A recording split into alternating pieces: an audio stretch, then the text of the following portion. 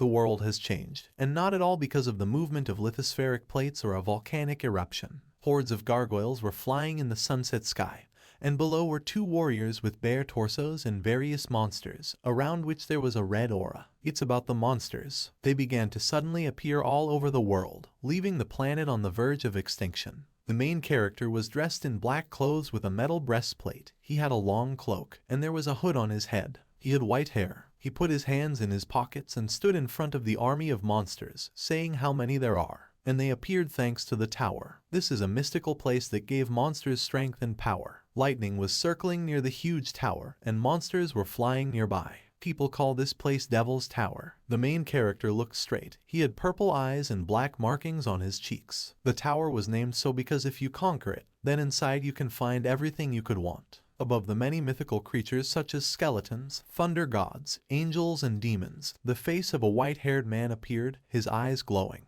In the tower you can get power, money, honor, and basically everything you could want. To do this, you need to pass all the tests prepared specifically for each person. The sky turned black and smoke swirled around the tower. It had 999 floors, and it was controlled by gods and demons. All the gods and demons looked down. The rulers of all countries tried to protect people from the tower, for example, by placing tanks around. But no one managed to stop attempts to conquer it. Yellow lightning destroyed the tanks, blowing them up. As the gods and demons had warned, everyone who stopped others from approaching the tower was punished. Many craters appeared around, from which black smoke poured out. It's been 5 years since people started trying to conquer the tower. The main character grinned, frowning, and said that this was humanity's first attempt to conquer the 600th floor. He was standing in front of an army of monsters when they were hit unexpectedly. Several explosions thundered at the bottom of the tower, and a bright flash appeared. The main character got angry and furiously asked the Star 9 if they were trying to stop him. A girl with a white scarf on her head looked at the main character and asked if he understood what he was doing.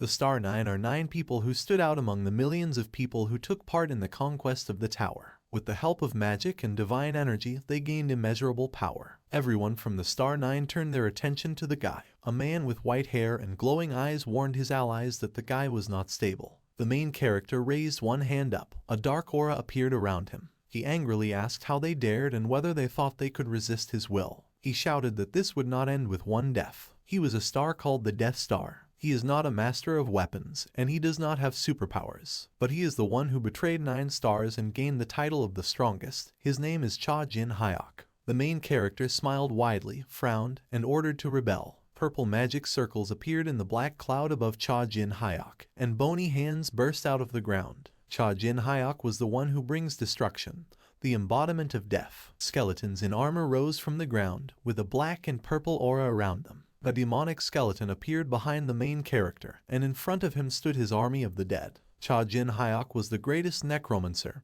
He said that he was tired of people anyway. A crazy smile appeared on his face, and he shouted that all he needed was power, and he would use it to become the greatest. One of the Star 9 members shouted that he knew that he had betrayed humanity, and had become involved with a demon. At this time, an army of skeletons ran towards them. The man with white hair took out a book with a cross and shouted that they had no choice and ordered the traitor to die. Although Cha Jin Hyok betrayed the Star 9 by striking after receiving power, the Star 9 began to fight the army of the dead, tearing them apart. 3 of the Star 9 soared into the sky. A blue magic circle appeared above them, and with the help of rays of light they struck at the enemies. The demonic skeleton behind Cha Jin Hyok fell, and he shouted how dare he. He couldn't defeat them alone. All his opponents attacked him and shouted at him to accept punishment for betraying humanity. The main character clenched his teeth and bared his teeth, tense. The silver spear hit the guy right in the stomach. Cha Jin Hyok betrayed humanity for the sake of power. However, this was only a widespread legend.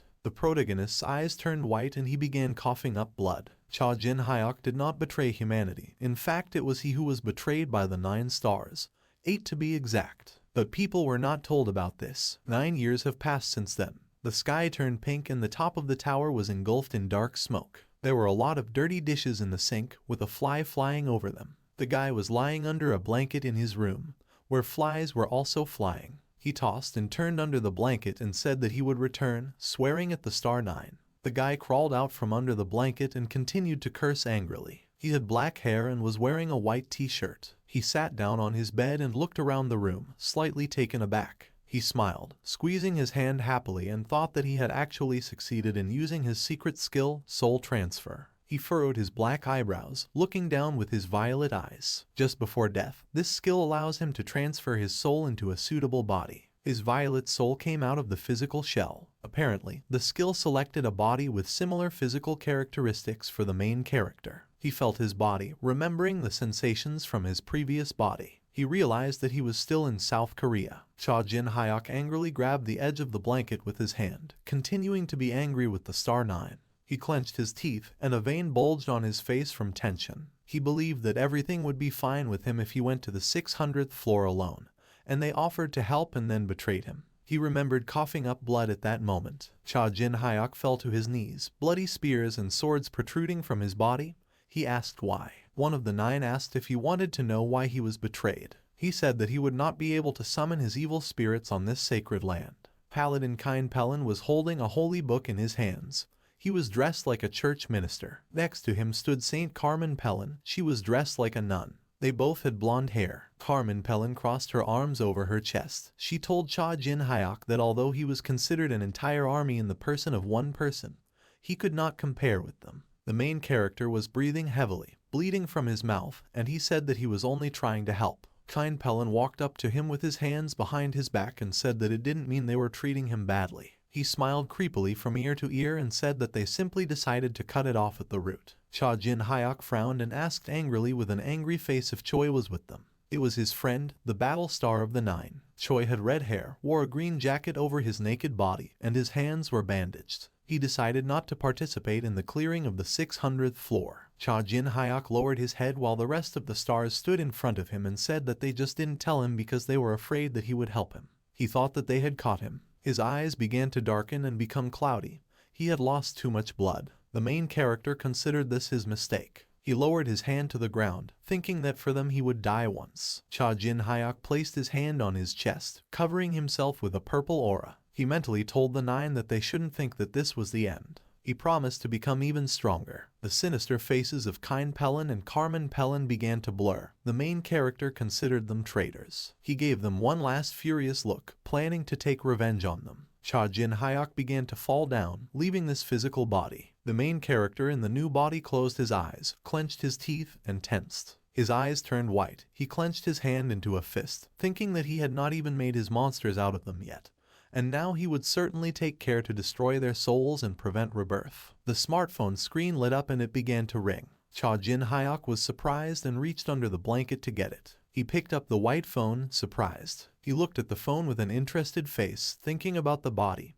He hadn't held anything like that in his hands for a long time, but he thought it was cool. Suddenly his look became frightened and confused. The main character looked at the phone screen and saw that today is May 13th, 2023. He asked if 10 years had really passed. Cha Jin-hyuk grabbed his head, looking at the date. He couldn't believe that 19 years had passed in just a moment. Suddenly his pupils constricted, and he asked in fear if he could even use magic in this body. A fly flew over him and buzzed. The main character swatted the fly with his palms. The insect in his hand was dead. The guy slowly opened his mouth and began to say something. He looked seriously at the corpse of the fly and ordered it to rise. However, nothing happened and the fly did not come to life. The voice assistant on the phone showed that he was able to find the request rise up. Cha Jin-hyuk tensed and looked at the dead fly, commanding it to rise. His pupils shrank in fear as he realized that there was not a drop of mana in this body. He opened the purple curtains and looked out the window. A huge tower rose into the sky, and modern buildings stood next to it. The main character asked if this meant that he would have to go through the tower without any abilities at all. He sat on the bed and grabbed his phone, asking if they had made it to the top if 10 years had passed. Cha Jin-hyuk entered a query into the search bar and began scrolling through the news. He opened a video titled, Star 9's Choi reached the 800th floor. The video was posted a month ago. At the bottom there was an advertisement for a book on how to conquer the tower. The main character was even slightly disappointed when he realized that in 10 years they were only able to advance 200 floors. Cha Jin-hyuk gritted his teeth, veins bulging on his face. He decided that this was his chance. While they were wasting time, he could rise up and take revenge. He grabbed his black hoodie from his chair. The guy got dressed. His eyes lit up when he thought that it was useless to train outside the tower, and he needed to go there now. He may have the body of a beginner, but the knowledge of the Death Star has not gone away. He remembered how he could control an army of the dead. The main character was going to use all his knowledge and techniques to become stronger as soon as possible. Cha Jin-hyuk frowned. He promised the Star Nine to take revenge. Seoul, entrance to the tower. The tower was located right on the road, the top rushing into the sky. There were many people near the entrance to the tower besides Cha Jin-hyuk. The guy in the blue jacket said that if he could clear the tower, he would also become rich. His friend in the orange vest asked if he really thought it would work out and said he would die on the first floor. The main character looked at the tower with a serious face and thought that this was a place that held many stories. An ornate staircase next to the columns rushed towards an arch covered in blue fire. In a dark room lay an open white coffin. Inside lay a skeleton that had a blue light in its eye sockets, wore round glasses, and had steam coming out of its mouth. The main character thought that he had finally returned.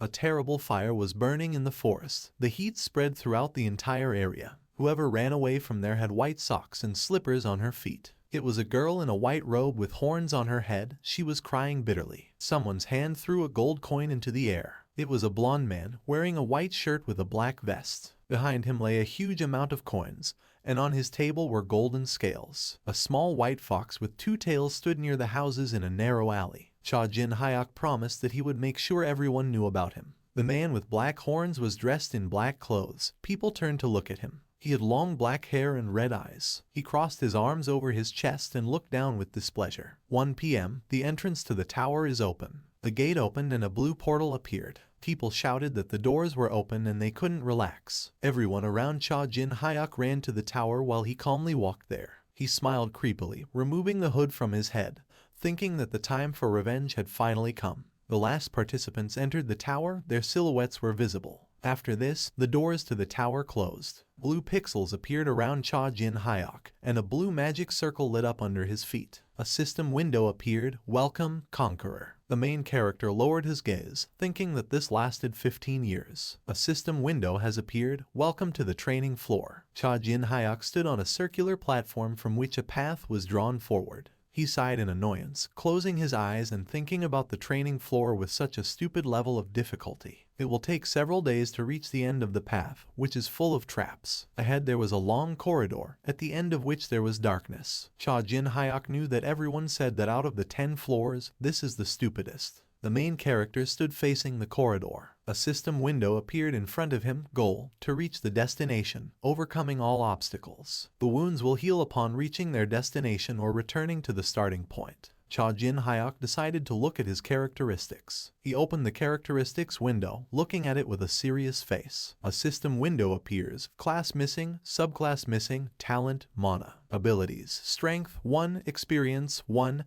agility 1, mana 1. Traits: gluttony unknown. The main character thought these were terrible characteristics. Suddenly he noticed that his specialty was gluttony. Then he saw that his talent was mana. These are not the characteristics he had before. Cha Jin-hyuk tensed, looking at the stats window in confusion. He couldn't believe that the features and talent were different just because he changed his body. The guy put his palms together and reached up. A confident grin appeared on his face as he decided to make the most of this training. Pushing off the floor, he began to run. He ran so fast that a current of air appeared. Several system windows have appeared. You have left the starting point. The magic arrow trap is activated. Something sparkled in the darkness of the corridor, and Cha Jin-hyuk tensed. An arrow flew past him, but he managed to dodge. He saw the arrows fly out. The guy smiled self-confidently and said that his secret skill had not disappeared anywhere. Suddenly something flashed in the ceiling above him again. He looked back, smiling awkwardly, and wondered if this was too difficult to practice. 5 arrows flew onto the platform, but Cha Jin-hyuk was able to escape and dodge. Suddenly he noticed that the arrows were flying from the right side. The shells hit him in both shoulders and in the arm. He was in terrible pain, but did not want to give up and ran forward. The main character raised his head and saw that dozens more arrows would fly at him. All these arrows hit his body. He paused for a second, looking at the arrows. Despite this, he ran forward, thinking that he needed to run, regardless of the pain. His violet eyes faded as he stared ahead. Suddenly Cha Jin-hyuk leaned forward sharply, as if falling. He walked slowly along the platform, bleeding and leaving bloody footprints. The main character reached the beginning of the training area. A system window appears. You have returned to the starting point. All wounds have been healed. A green healing aura appeared around Cha Jin-hyuk's body, and he sighed heavily. He rose to his feet, in pain, and said that he would now see how long he could hold on. The main character looked at the bloody road and realized that he couldn't run forward mindlessly. He thought that 2 features made him the strongest conqueror on Earth. Cha Jin Hyuk ran his fingers through the pool of his own blood. One of his abilities was gluttony. He licked the blood from his thumb. Thanks to this ability, he can absorb and appropriate everything dead. Blood from the floor began to rise into the air. Cha Jin Hyuk began to absorb it into himself, thinking that the blood he shed had no life-giving power, and the experience gained from the shedding would go to him. A system window appears. You have been awarded a reward. All stats have been increased by 1. Acceptable experience has also increased. Cha Jin Hyuk put his hand to his chin, looking out the window, and realized that in order to get rid of the side effects, it is not at all necessary to rummage through the settings. Another arrow pierced his shoulder. It will take him a week to complete his training and become a great conqueror. However, he decided to accept all the arrows and continue. Dozens of arrows pierced his body. He wanted to increase his stats through gluttony. He fell on his stomach, with many arrows sticking out of his back. The main character decided to continue until he used up all the points. He clenched his hand into a fist and ran forward again. Acceptable experience began to increase, the bars increasing near the indicators of blood loss, insight, pain, and unconsciousness. A month has passed. Cha Jin Hyuk's face was sweating, his mouth was open, and he was breathing heavily. His entire body was hit by arrows, and the finishing portal opened in front of him. A system window appears. Congratulations, you have completed the training. A green aura of healing appeared around his body. The main character said that he had to wander around the level, and a whole month passed. Cha Jin Hyuk noticed the system window appearing. System window, several gods and demons are interested in you. The main character leaned forward, closed his eyes, and sighed. He asked what happened this time. Suddenly a fire appeared behind him and began to swear angrily. Images of various demons and gods appeared above him. Cha Jin Hyuk thought that they were looking for someone similar to themselves. The guy lowered his head. A system window appeared next to him. God is angry because of your arrogance. The main character thought that none of them had revealed either God's or real name, and most likely they were using some tricks to make him their student. A new system window has appeared. The demon is amazed at your dishonor. Cha Jin Hyuk thought that he had done his training well and there was no need to boss him around. A strange red system window appears. The demon seems to be smiling. The ruler of evil greeted him through the system window and asked how he was doing. Cha Jin Hyuk looked at the red system window and realized that it was Baal, calling him a stalker. The ruler of evil Baal in a past life pursued the main character to make him his servant. He looked like a horned demon with red skin. Cha Jin Hyuk was surprised that Baal recognized him. It was he who gave the ability to move the soul. The guy smiled, turning to Baal, and said that he benefited from the transfer of souls that he gave him. Many system windows appeared around Cha Jin Hyuk. God is interested in you. The demon is interested in you. The main character angrily pointed his finger at the red window and shouted that they were attracted to him because of Baal. A red system window has appeared. The ruler of evil asks for forgiveness. The demon consoled the guy, and God asks about him and who he is. The thunder god wanted to talk to him alone, and Tekaka declared that he loved him. Cha Jin Hyuk looked at the many system windows and irritably asked if they could shut up, because they were annoying him. The guy looked back and with a dissatisfied face asked if they thought which one he would choose. After that, he shouted to them that if they wanted to continue watching, then they should shut up and just watch. In the system window it was written that the Lord of Evil was offended. Cha Jin Hyuk closed his eyes dissatisfied and told Baal that if he chooses someone, it will definitely not be him. The main character licked his lips, running his hand over his face, and asked if he could see the training reward. The blood he had shed began to fly towards him again. All available experience indicators have been filled to the maximum. A purple aura appeared around the guy. Several system windows have appeared. You have gained immunity to blood loss, pain, unconsciousness, and insight. Strength 11, experience 14, agility 10, intelligence 10, mana 15. Cha Jin Hyuk looked at the bubbles in his hand, thinking that enhancing the mana on this floor was not easy. His talent is mana, so he can increase it even though it usually doesn't increase. A system window has appeared. Thanks to progress, the second feature has been unlocked. Cha Jin Hyuk looked at this questioningly. He looked confused and puzzled. He thought that he already had gluttony. The second feature was unknown. There were question marks. The main character looked at his hands. He had already seen his past body possessed by this feature. A system window appears. Feature is open. It was multifaceted. Cha Jin Hyuk began to finger the system window, pondering how this ability worked. A new system window has appeared. Talent allows you to master any skill. Technique does not matter. Skill adjustments are made during training. During combat, additional adjustments are made depending on skill level. A satisfied grin appeared on the protagonist's face.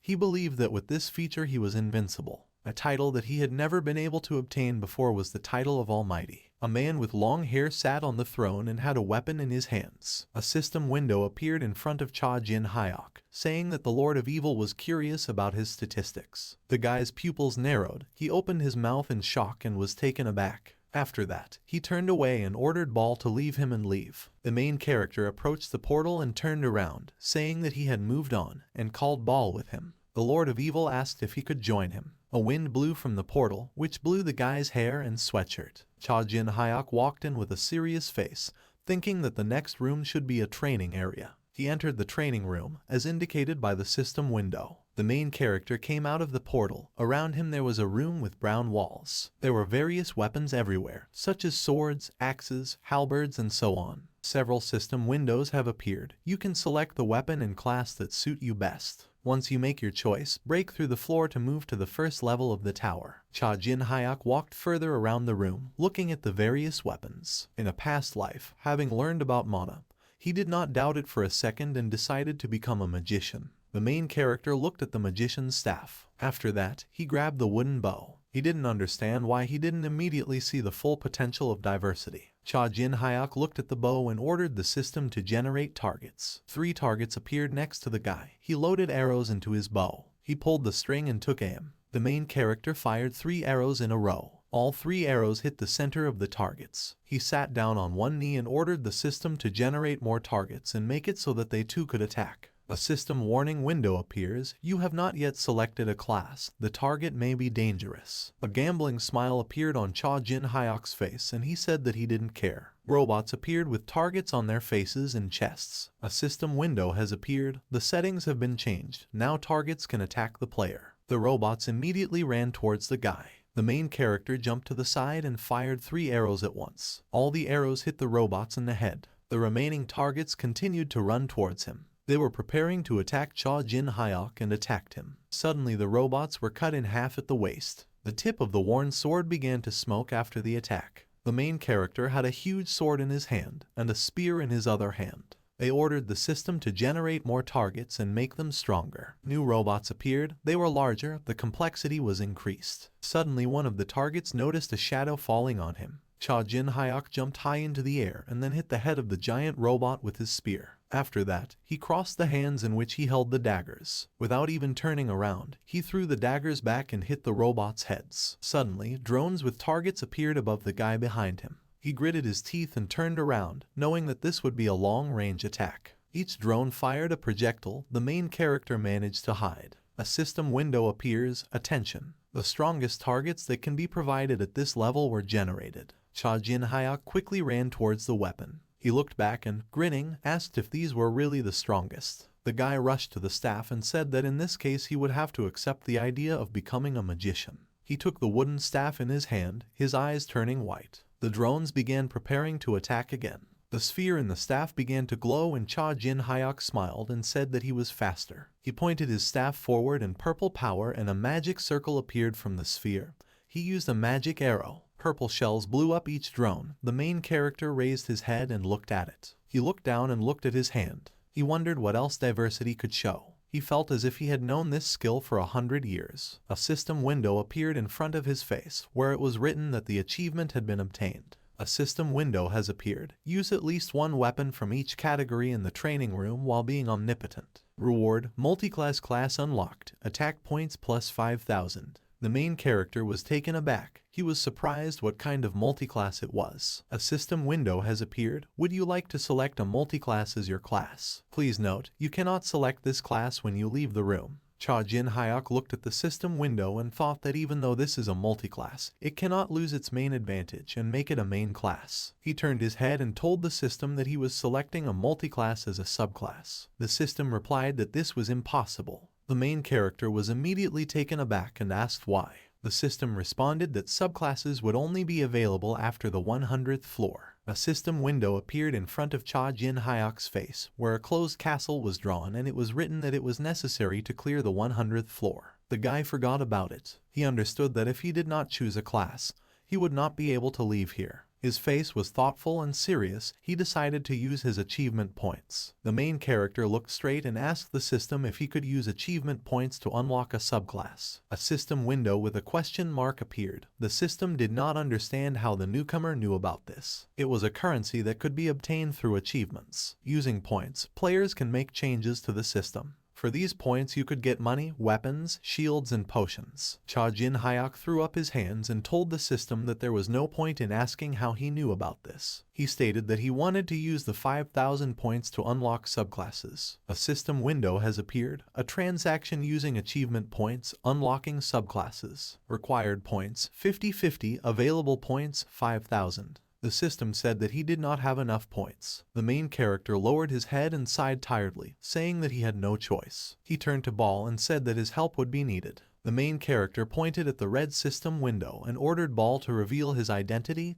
and talk to him. He asked if this counted as an achievement. A system window appeared. Achievement Ruler of Evil, conversation with the best demon. Achievement points plus 200. Hearts appeared next to the red system window, and the Ruler of Evil asked if he had done a good job. Cha Jin Hyok was disgusted and asked him not to do it again. The Ruler of Evil said that he was hurt by the guy's reaction. The system asked if he wanted to use achievement points to unlock subclasses. The main character ignored the window with Ball and answered the system what he wanted. His body was covered with a reddish aura, and a system window appeared above his head. No class, subclass, multiclass. The system reported that he would be transported to the first level of the tower after the destruction of the training room. Cha Jin Hyok raised his staff up and lightning appeared around it. The main character smiled broadly and said that it was time for revenge. He slammed his staff onto the floor, causing a shockwave. The system said he would be moved to the first level of the tower. First level, Coral Forest. It was a dense forest. Night had fallen. Pink kobolds with sharp fangs growled among the trees. A guy with an iron breastplate was dragging a girl on his back. His friend with daggers in his hands asked how they would get to the top of the tower if it was already so difficult. One of the kobolds with a sword in his hands growled loudly and attacked them.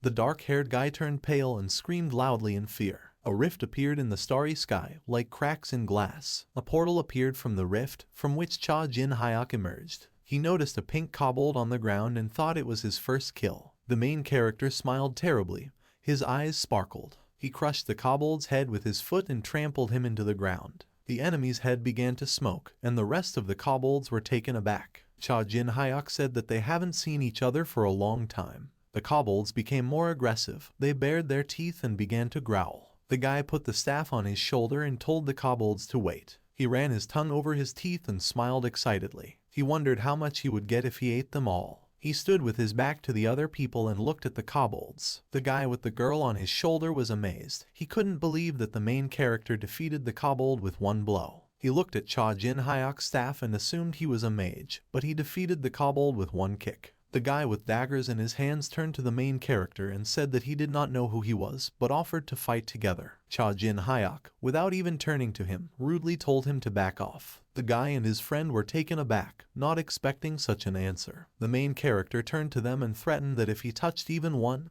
he would die. The two guys got scared and began to tremble in horror. They turned around and ran away in fear in the other direction, saying that they would then leave. The kobolds looked at Cha Jin Hyok and prepared to attack. The main character made a creepy expression on his face and asked if they wanted to avenge their dead comrade. The kobolds ran one after another towards the guy. He hit the first kobold on the head with his staff. Cha Jin Hyok pinned the monster to the ground, and the kobold's head began to bleed. The guy raised his head and smiled, asking what they were doing and if they were going to attack. The last kobold got scared and turned around, after which he began to run away. The main character raised his staff and fired a projectile from there. He asked if they thought he would allow them to escape. The guy fired a magic arrow that shot through the chest of the fleeing enemy. Near Cha Jin Hyok, the corpses of kobolds lay on the ground. The system greeted him on the first floor. The main character received the kobold mana stone and told the system that it was too late. He had already fought with them and was now busy with the robbery. A system window has appeared. Complete the task to move to the next floor. Quest description: defeat 10 kobolds. 3 out of 10 completed.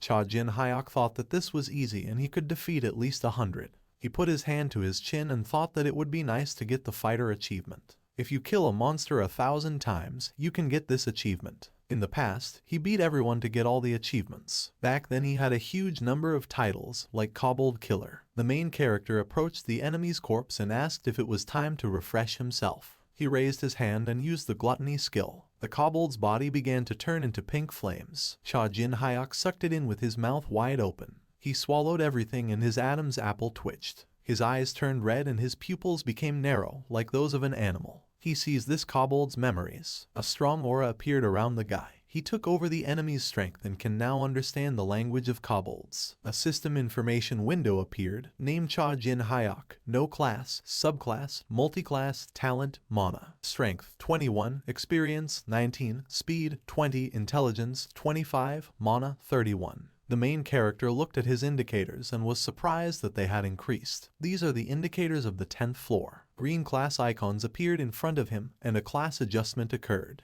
He's multiclassed, so he gets the benefits of each class. His eyes opened wide, he saw memories. The kobold ran towards the cave and thought that he needed to hurry up, because he was starting to get angry. He grabbed the bars and extended his hand to the woman with the child. She begged him not to touch the child. The kobold thought that he needed to hurry up, because it would hurt if he hit him. He turned his head and saw a silhouette on the pyramid, after which he realized that the preparations were over. It was a kobold lord. He looked larger than a normal kobold and was wearing a cape. Cha Jin Hyuk smiled, showing off his teeth, and thought about the kobold lord and how the timing was perfect. The monster master is the harbinger of the monstrous wave. A portal appeared, from which the kobold lord and his minions emerged. Cha Jin Hyuk knew that he could get the achievement and level up at the same time. He raised his hand above the ground and said that it would take an entire army to face them. The guy smiled madly, his eyes sparkled, and he ordered to rebel. The bodies of the kobolds began to rise into the air. Violet rays appeared around their bodies. The kobold's skin and organs were gone, leaving only their skeletons. The system window appears. Congratulations. You have successfully changed class. Main class, Necromancer. The black, smoky aura appeared around Cha Jin Hyuk. He looked at the two worshipping skeletons and said that he is omnipotent, so he has memories of his past life, and changing classes is very easy. The guy smiled widely and lowered his gaze, thinking that this was not enough. There was also a hidden class,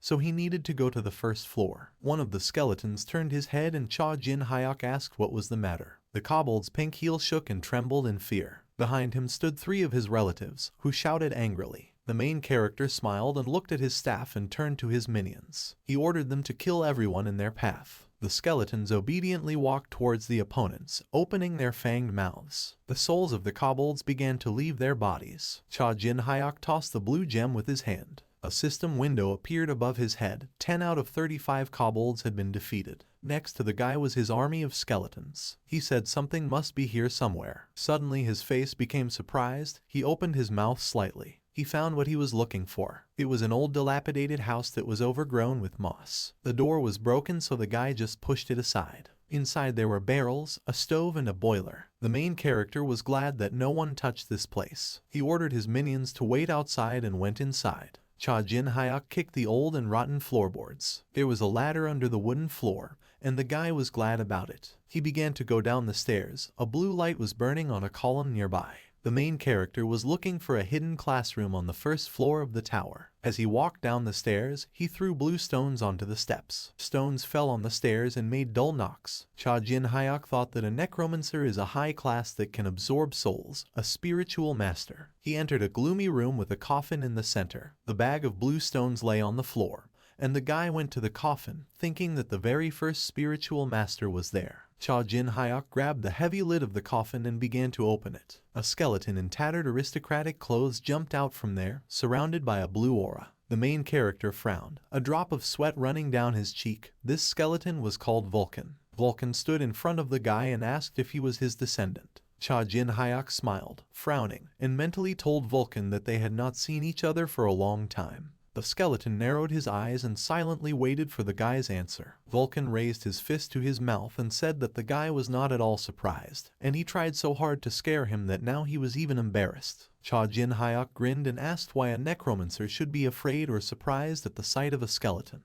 He raised his hand and with a smile on his face said that he had already read his magazine and there was nothing to surprise him for a long time. Secret item, Vulcan's Spiritual Master's Journal. It was a thick, tattered book tied with thread. Of course, in this life the main character did not read the magazine. When he changed class to mage and lost all his items, he found the magazine and returned to the first floor. In his previous life, he was sitting in the library, holding a magazine in his hand. And when he became a spiritual master, he failed to make Vulcan rebel. Then the skeleton attacked him with his hands burning with blue fire. Vulcan listened to Cha Jin Hyuk's story and crossed his arms, saying that he liked him. The skeleton started laughing and said that he was better than that ill-mannered guy who appeared 10 years ago. The main character began to shake with anger. An annoyed smile appeared on his face, and he even wondered whether to kill Vulcan. He decided it was better to change classes first. Cha Jin Hyuk coughed into his fist and said that he would like to quickly change classes. Vulcan raised his index finger and replied that he needed to get to the 10th floor first. He put one hand behind his back and said with a smart look that the spiritual master class was higher than even the Necromancer. The skeleton began to tell him that he first needed to repeat the class change in the class change tower on the 10th floor. The guy interrupted him and said that he was already a Necromancer. He made a movement with his fingers and opened a system window, information about changing classes. Class, Necromancer, subclass, multiclass, highest floor conquered, first floor. Vulcan's eyes sparkled and he asked in amazement whether he really changed classes on his own without going up to the 10th floor. He began to praise the guy and said that he was even cooler than that scoundrel. It was as if a stone with the word rudeness had fallen on the guy.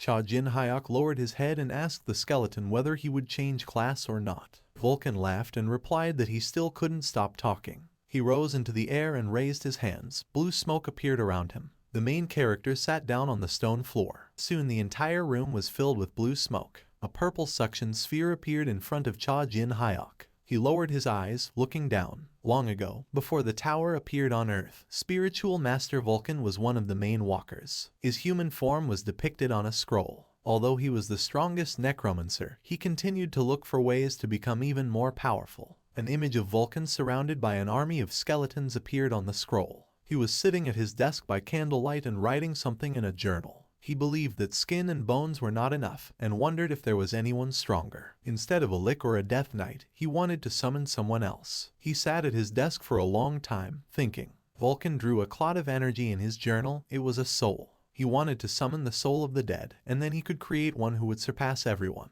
A blue clot of soul hovered in front of his face. In the end, he managed to create a new class, a spiritual master. Evil spirits with evil grins were circling around him. But his old body had used up all its strength. The old man lay alone in his bed under the covers. The spiritual master class was on the verge of extinction. He raised his hand and summoned a magic circle with runes. He chose his final path and used necromancy on himself. Vulcan turned into a skeleton, becoming undead. His bony hand continued to write notes in the journal, hoping that his descendants would honor him. In order for Vulcan to find a walker to follow in his footsteps, he became a half NPC. The skeleton raised his hands while standing in front of Cha Jin Hyuk. The sphere in the guy's chest continued to absorb power. Suddenly Vulcan was very surprised by something. Opening his bony jaw, the main character stood up. A powerful aura hovered around him. Vulcan looked down at him and said that that scoundrel was the second, and he would be the third spirit master. Cha Jin Hyuk put his hand on his chest and Vulcan told him to use the soul vessel to catch souls and started talking about summoning someone. The guy didn't listen to him and smiled widely, thinking that he had a vessel of the soul. He grinned evilly at Vulcan and thought about how he would become his first victim. Cha Jin Hyuk had already finished all the preparations.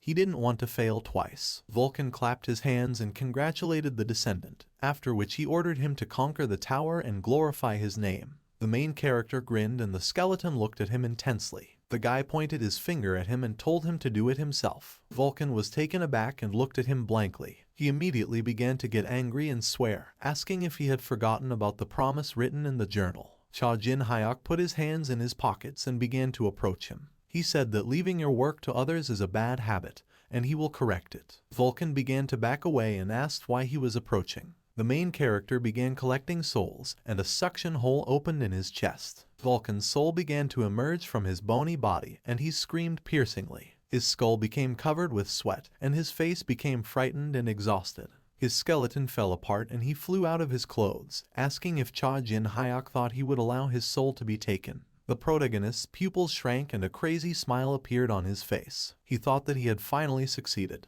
The blue gems on the floor began to glow with a purple light from within. Vulcan gave the guy the middle finger and shouted that this was insulting. He knew this well from a past descendant, and then said that they would see each other in hell. His skull hit the purple magical barrier. He realized that he could not move on. His gaze became confused. He looked up and realized he was surrounded by a magic circle and barrier, asking if it was really magic. The blue stones were also surrounded by magic circles. Cha Jin Hyuk asked what he thought and whether it was really convenient. The skeleton raised his frightened and confused gaze. The guy approached him and said that with the help of a magic wall, a low-class spell, he created a personal prison for him. Vulcan began pounding his fists on the magic wall and shouting that he would break this simple spell in an instant. Cha Jin Hyuk looked at him with narrowed eyes and an evil smile and asked if he said that was all. He said that he scattered mana stones along the road and used magic to power it. Stones littered the steps of the stairs to the crypt. The main character looked at the skeleton and reminded him that he said that he could easily break this spell. The guy asked if he could do it before he caught him. Vulcan looked at him with fear. He did not understand who he was and how a first-floor walker could have such abilities. Cha Jin Hyuk began to remove the hood from his head. He said that he failed in his previous life, but he definitely won't miss him in this one. Skull Vulcan began to look dumbfounded as he realized this. The main character showed his face to him and said that he was still the second spirit master. Vulcan became enraged and shouted his name angrily. Cha Jin Hyuk raised his hand over the skeleton and activated Soul Gathering, causing Vulcan to scream shrilly. His soul began to be absorbed into the body of the protagonist. The hole in the guy's chest began to gradually close. The physical shell of Vulcan in the form of a skeleton became just a soulless pile of bones. Cha Jin Hyuk tapped his chest and told Vulcan not to be upset, because now that he is with him, all his dreams will come true. The main character walked through the forest towards his army of the undead. Several system windows have appeared. The Master of Evil is watching you. The demon watching death is interested in your class. Cha Jin Hyuk looked at it and thought that gods and demons cannot enter the class-changing place. He smiled, closing his eyes, and told them that he would show them soon.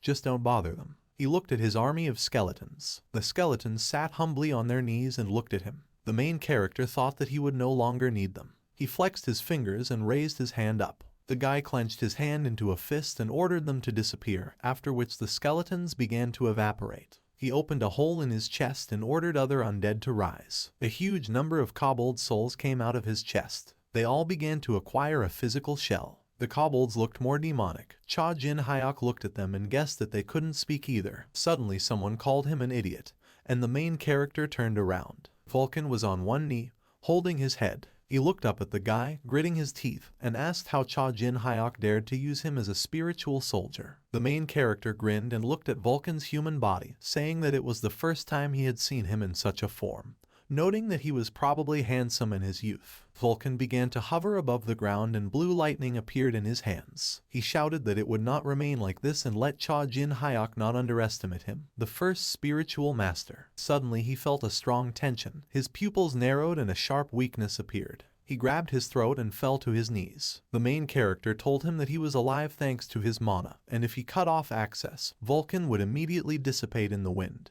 The man was breathing heavily. He raised his head and asked if the guy thought that he would listen to him like a faithful dog. Cha Jin Hyuk leaned against him and asked him with a crazy smile if he had a choice. He squatted down and asked what he had done with those who refused to obey him. The main character recalled that he turned their souls into a ball and absorbed them. The souls of the kobolds looked at them. The guy stood up and stuck out his tongue. He said he hoped he hadn't forgotten what his specialty was. Vulcan tried to regain his breath, thinking that the guy still mastered the skill of gluttony, and if he did not obey, he would simply be devoured. The man sat down on the ground and asked what Cha Jin Hyuk was going to do next. The guy raised one hand and asked if he still didn't understand. He pointed his finger at the castle on the hill and said that we need to get rid of this reptile. He smiled self-confidently and said that we needed to get rid of the kobold lord. The white light of the moon dissipated and illuminated the castle. At the castle gate stood two kobolds with spears. Cha Jin Hyuk was approaching them, and one of the kobolds pointed at him and growled.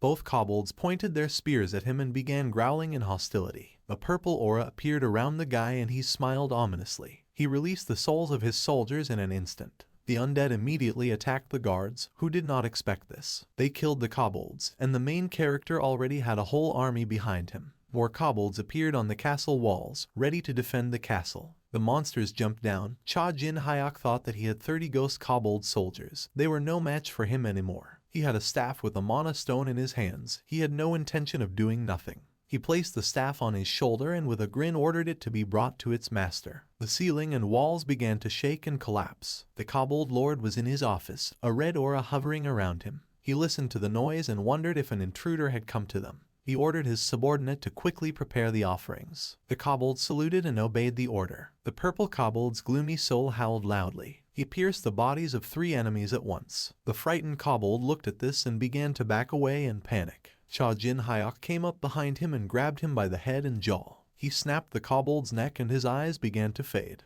A hatch opened on the ceiling, and strange sounds came from there. From the hatch, 3 kobolds jumped on the main character. One of them was holding a sword. He was pierced through by an undead soldier with his hand, causing him to drop his sword. Cha Jin Hyuk grabbed the falling broken sword in the air. With one swing, he cut several opponents in half at once. The main character looked at the corpses of the enemies and said that the hidden class is cool. Suddenly his gaze became intense, and his pupils narrowed. He felt someone's aura. He smiled, looking to the side, and realized that the room where the kobold lord was located was close. A red system window appears. The master of evil is supporting you, waving his lightsabers. Cha Jin Hyuk noticed this. He lowered his head and rudely replied that he did not need the support of an old man with hairy legs. The guy put his hands in the pockets of his sweatshirt and walked forward with the undead, saying that he would win in any case. A sharp dagger entered the victim's skin. The kobold lord watched as the blood flowed down from the victim's body and asked for more. He raised his head and bloody hands and shouted that until he was satisfied, he could not stop, after which he praised the demon watching over death. The kobold dragged in another victim, who begged to be released. The lord looked at her. It was a girl with short black hair, wearing a white robe and horns on her head.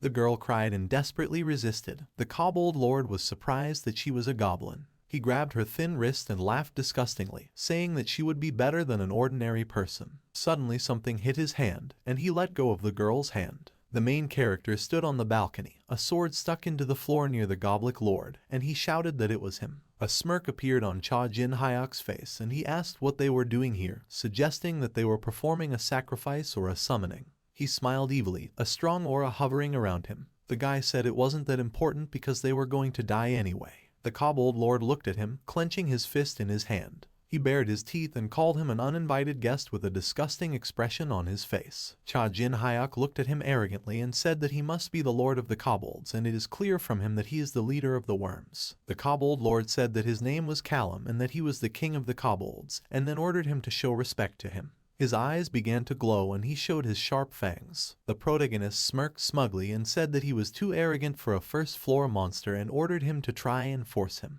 The goblin girl was sitting on the floor surrounded by enemies. She didn't know what was going on, but she realized that the kobold lord was distracted by this man. She frowned and concentrated, knowing this was her chance. The girl got up from the floor and began to run away. Callum asked where this scoundrel was going. A red clot of energy appeared in his hands and he asked the demon watching death to give him strength. The main character was taken aback. He lowered the corners of his lips and frowned. The demon lord released corpse bombs that looked like spear tips. The girl continued to run away while the corpse bombs flew towards her. Suddenly she lost her footing and tripped over something. She screamed and began to fall with a frightened face. She fell heavily to the floor, the corpse bombs almost overtaking her. She turned around and looked back, thinking about not letting herself die. Cha Jin Hyuk's eyes began to glow brightly as he flew forward. With one kick, he destroyed the corpse bombs. Callum looked at this in shock. He couldn't believe that he just fought off the attack. The main character smiled smugly, showing off his teeth. The girl approached him and thanked him. Cha Jin Hyuk turned to her and told her to forget and just run away from here.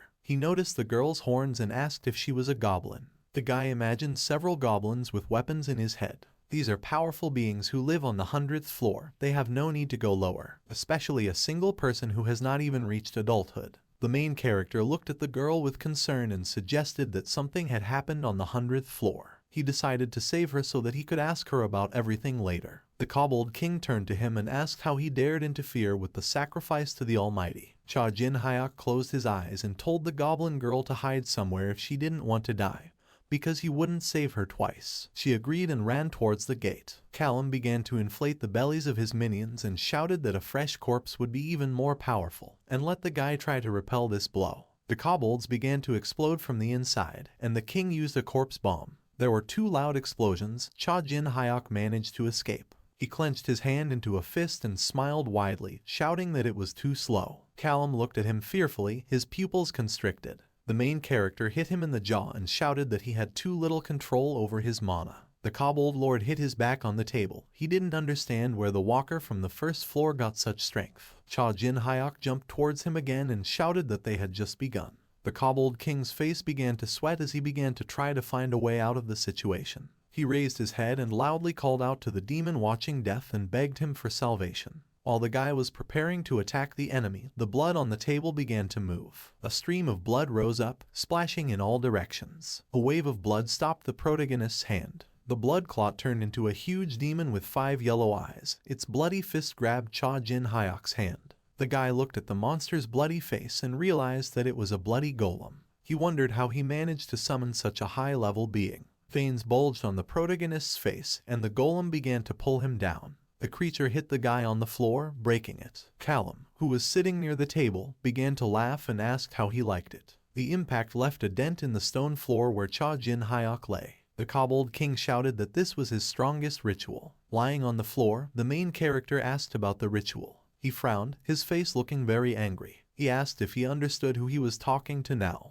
The souls of the kobolds began to rise into the air. These souls growled and screamed angrily, showing their terrible grin. Cha Jin Hyuk shouted that he would introduce him to his ritual. The undead army began to attack the bloody golem. They entered his body, causing the monster to growl. The monster's belly began to swell and glow from the inside. The souls tore him apart from the inside and flew out. The kobold king's face became frightened and confused. He looked at Cha Jin Hyuk and his army in horror, shouting that he destroyed his golem in a second.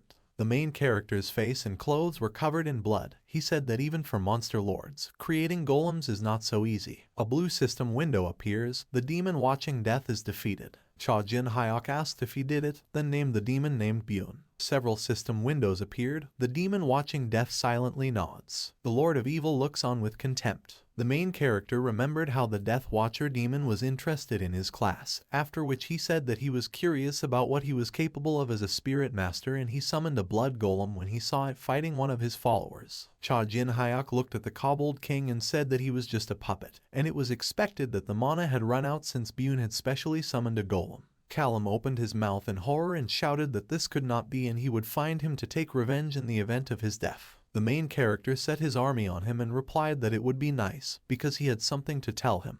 The souls grabbed the kobold lord. He ordered to release him and reminded him that he was their king. Cha Jin Hyuk lifted him into the air. Callum again called the demon watching death. The guy raised his hand in the air and told Byun that his toy would die, and in vain he decided to test him, because he would regret it. The main character looked away and promised that he would make sure that he pays for what he did. A system window appears. The demon watching death laughs sincerely, saying what he likes. Cha Jin Hyuk clenched his hand tightly into a fist. The kobold king began to scream loudly in terrible pain. Blood flowed down his legs, dripping onto the blood-stained floor. Callum's eyes rolled back and his mouth fell open. He fell to the floor next to the bathtub full of blood. The main character approached him and asked if he was alive. The kobold lord's soul began to leave his body. The guy grabbed his soul and asked where he was going. He squeezed his soul into a ball and said that they were not finished yet. Creating a soul sphere is one of the basic skills of necromancy. This soul sphere screamed while in the guy's hands. This skill allows you to collect souls and create medicines. The main character opened his mouth and brought the soul sphere there, saying that he would feast on it. He put the soul into his mouth and swallowed, after which he lowered his gaze. A blue aura lit up around him. Several system windows appeared. Strength, endurance, intelligence increased by 1. Cha Jin Hyuk thought that it didn't turn out as cool as he expected. In his opinion, it will be useless once he moves to the 50th floor. Suddenly someone started talking. The guy looked there. The goblin girl smiled, placing her fist on her chest, and thanked him for his help. She looked at him with her big pink eyes and said that her name was Haryu. The main character looked at her and told her not to worry, because he just came to deal with the kobold lord. Haryu said that you still need to thank her. Cha Jin Hyuk smiled with furrowed brows and asked what she would do if he turned out to be a bad guy. He said he could kill her and sell her. Haru put on a serious face and firmly replied that in such a case measures would have to be taken. The main character remembered that they are very persistent when it comes to promises or revenge. He smiled, lowered his head and sighed, and said that she was a typical goblin. He sat on the edge of the bathtub and asked how someone who was supposed to be on the 100th floor ended up here. Haru answered quietly and hesitantly that the goblin village was under attack. Cha-Jin Hyuk was taken aback and frowned, his pupils constricted. In the tower, goblins are quite strong creatures. Even walkers are not so easy to compete with them. He imagined that an ominous goblin appeared behind the girl. The main character closed his eyes, covering his mouth with his hand. He suggested that the village could have been attacked by one of the great creatures. The source of power were giants, huge creatures. The source of magic were dragons. One of them had huge wings and powerful horns. It was red. The masters of dark energy were demons. One of them had wings, he had horns, and his skin was dark purple. The wings of vengeance were angels. One of them had white wings and blonde hair, and had a halo above her head. These creatures keep the entire tower under control. Cha-Jin Hyuk looked down and thought that only one of them or someone who managed to enlist their support could have disturbed the demons like that.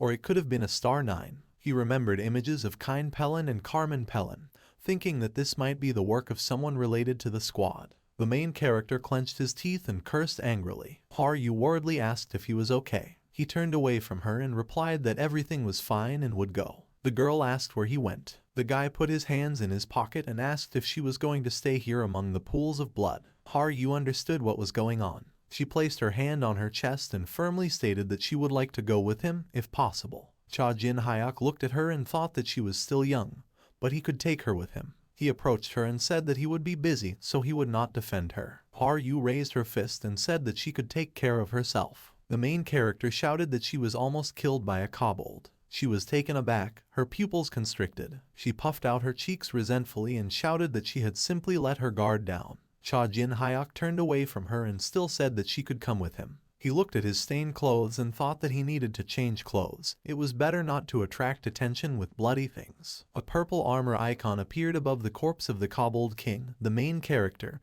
and Haru took notice of it. The guy looked at this badge and thought that this was equipment. The castle building was partially destroyed and gray smoke was pouring out. Cha-Jin Hyuk and Haru walked out of the building. The guy was wearing a blue cape with gold details. A purple portal appeared on the floor in front of them. The girl got scared and hid behind the guy when someone started to come out. It was Vulcan surrounded by the rest of the souls. He said that there was not a single kobold left within the castle. The main character smiled and praised him for his excellent work. Haru took his hand and asked who it was. Vulcan pointed at himself and asked who this girl was and if she could see him. Haru replied that some goblins have a connection with souls. Cha-Jin Hyuk looked at her with a smile and chuckled in his mind, thinking that she was a special goblin. Haru talked with Vulcan. The guy even thought about using gluttony and absorbing her abilities, but decided that it was too early and it was better to train her a little. A system window appeared to the right of the main character's face. Inscription on the system window: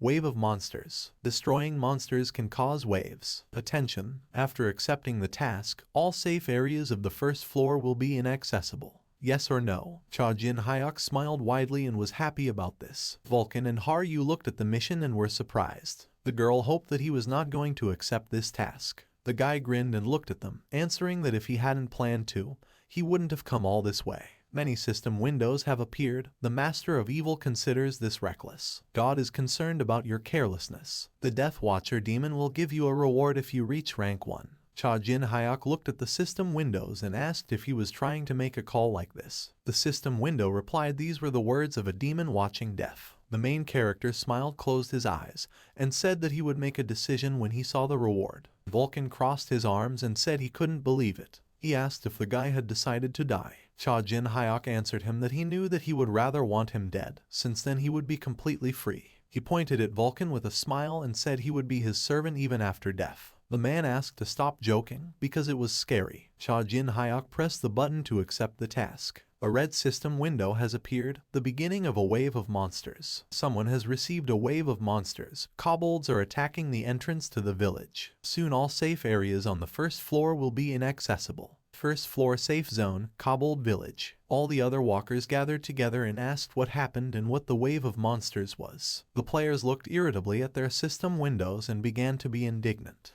The guy with brown hair shouted to the others to hurry up to the second floor if they were finished with the task, because once the wave starts, they will not be able to escape. A man with black hair and a ponytail grabbed his hand and shouted that he had 3 more quests, asking for help. The guy tried to push him away and shouted at him to let him in. A rift began to appear in the sky, accompanied by lightning. A huge portal appeared there, from which a white bright light emanated. Vile kobolds began to emerge from the portal. A whole army of monsters ran forward. Some of them had weapons. The walkers were horrified and began to back away. They shouted that there were too many of them. They were ordered to get out. A magic circle appeared in the sky, from which a blue beam emerged. Cha Jin Hyuk put his hood on his head and grinned as he began to threaten the others. He emerged from the beam with his allies and told the rest of the walkers that if they touched even one, he would get rid of them all. The main character, Haryu and Vulcan, walked towards the kobolds. The walkers asked who they were and shouted that it was dangerous. A purple hole appeared in the guy's chest. He commanded the souls to rise, and an army of undead came out. One of the walkers looked at this in horror and asked how he got the Necromancer class if this was the first floor. An army of undead kobolds attacked the army of ordinary kobolds,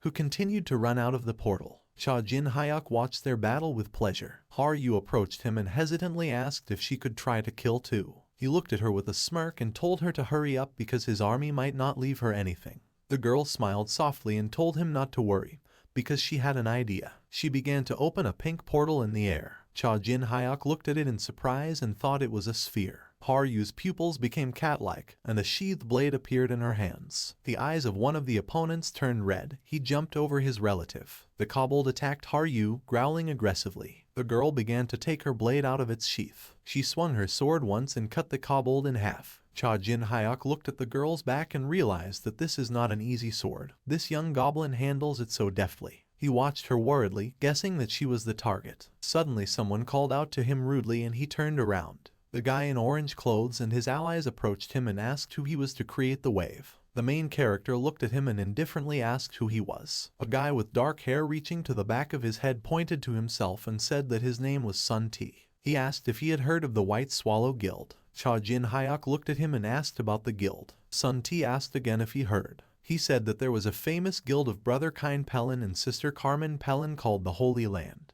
After that, he smiled self-confidently and said that the White Swallow is their daughter guild. Cha Jin Hyuk frowned and aggressively asked what he said about the Pelin brother and sister. Sun T proudly placed his hands on his hips and declared that his older brother was a member of the White Swallow. He said that they also want to go to the 10th floor. He raised his hand, looking at Cha Jin Hyuk, and said that he was pretty good, after which he offered to talk to his brother so that he could be invited to the guild. The main character did not listen to him and refused. Kobold souls appeared behind Sun T. The kobold grabbed him. Sun T began to ask what it was. Cha Jin Hyuk took his sword from its sheath and said that it was just in time that he needed to find out something. He put the sword to Sun T's face and said that they would meet when the wave ended.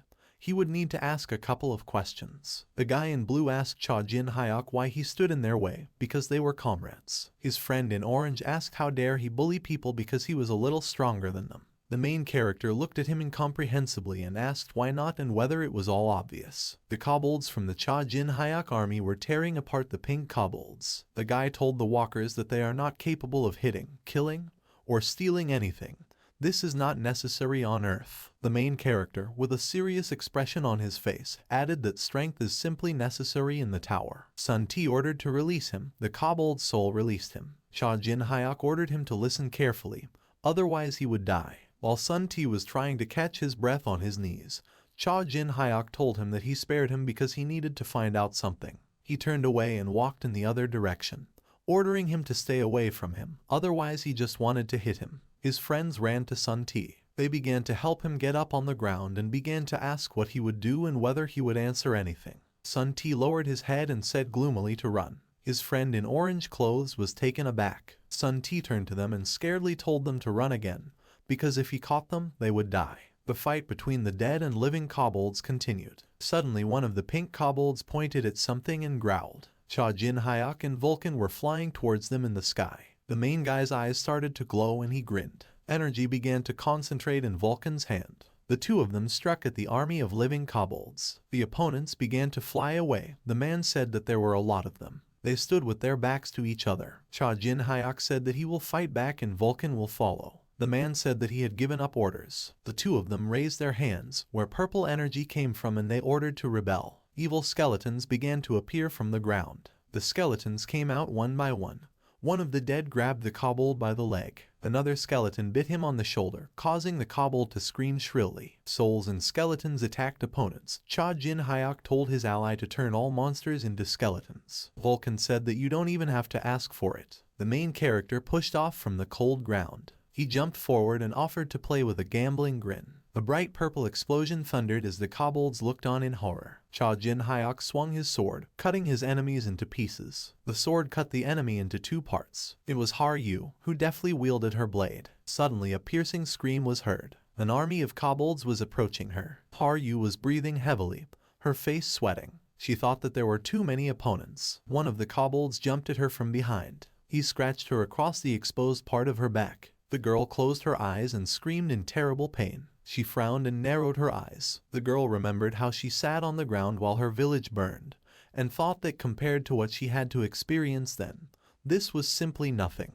She did not pay attention to the pain, and continued to deftly cut the kobolds with her blade. Suddenly she fell to her knees on the grass. Haru sat down on the ground and lowered her blade, thinking about what she didn't want anymore. Suddenly, an explosion sounded behind her and her pupils shrank in shock. The girl looked back and was amazed. She watched Cha Jin Hyuk wielding his sword and wondered how he got such power if he was only on the first floor. Haru leaned on her blade and tried to catch her breath. She thought that she needed to stay close to him in order to rise higher, then she could take revenge for the village. The kobold appeared behind her and swung his fist at her. Haru tried to shield her face from the blow, but the kobold was attacked by blue lightning. Vulcan, who protected her, flew up to her and asked if the goblin was okay. The girl called out to him. She leaned on her blade and, trembling, tried to stand. Vulcan looked at her worriedly and thought that this child was full of determination. He wondered what she had been through. Haru asked him why he helped her. He was slightly confused by her question. The goblin could hardly stand on her feet. She said that when she ran away from the 100th floor, no one even tried to help her, and she could only be glad that no one hurt her. Haru looked at him seriously and asked if he was helping her for profit. The man turned away from her and replied that he did not know. The girl did not expect such an answer. Vulcan frowned and said with a calm voice that spirits must obey the orders of the spiritual master. This is their only task. Haru immediately understood what he meant as she placed her hand on her chest. This was Cha Jin Hyuk's order.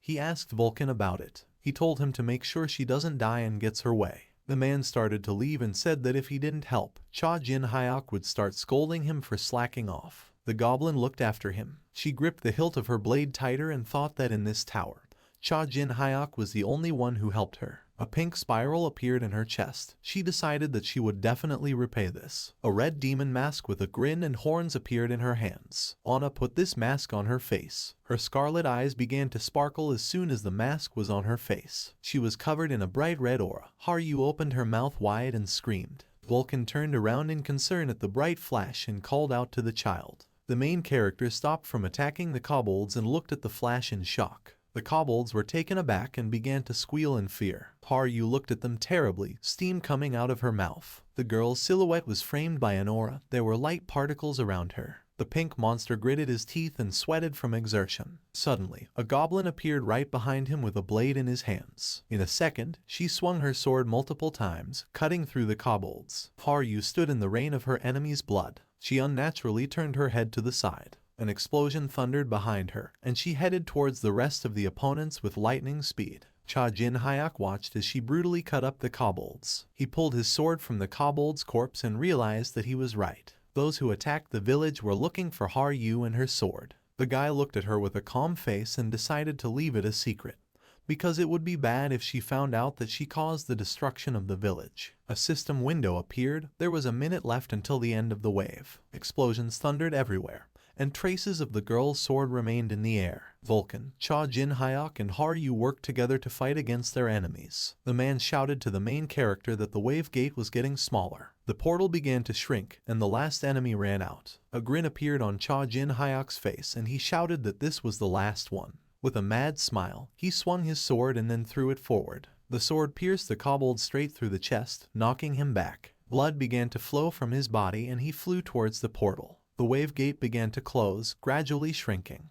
A large system window appeared, the end of the wave. Congratulations, you have successfully stopped the tide. The main character clenched his hand into a fist and looked at it. He smiled widely and said that this was expected. Vulcan smiled nervously and said that he really was a monster. The red mask on Haryu's face began to disappear. She began to fall down from powerlessness, saying that it was finally over. Cha Jin-hyuk managed to grab her shoulder to prevent her from falling. The guy looked at the tired girl and asked if she was okay. He said that you should not use such a skill if your strength is running out. The goblin immediately began to feel embarrassed and her breathing quickened. She sincerely thanked the guy. 2 system windows appeared in front of them. The inscription on the system window, "The wave is over. Reward for first, second, and third contributions." The main character smiled joyfully and asked where the reward was. Several system windows appeared. "The wave is over. More than 25 enemies have been killed." The heroes looked at the hordes of kobold corpses. A new system window has appeared. Achievement: Kobold Slayer. All stats increased by 500 achievement points received. Cha Jin-hyuk read the information with a thoughtful face and thought that increasing stats by 5 is not that much,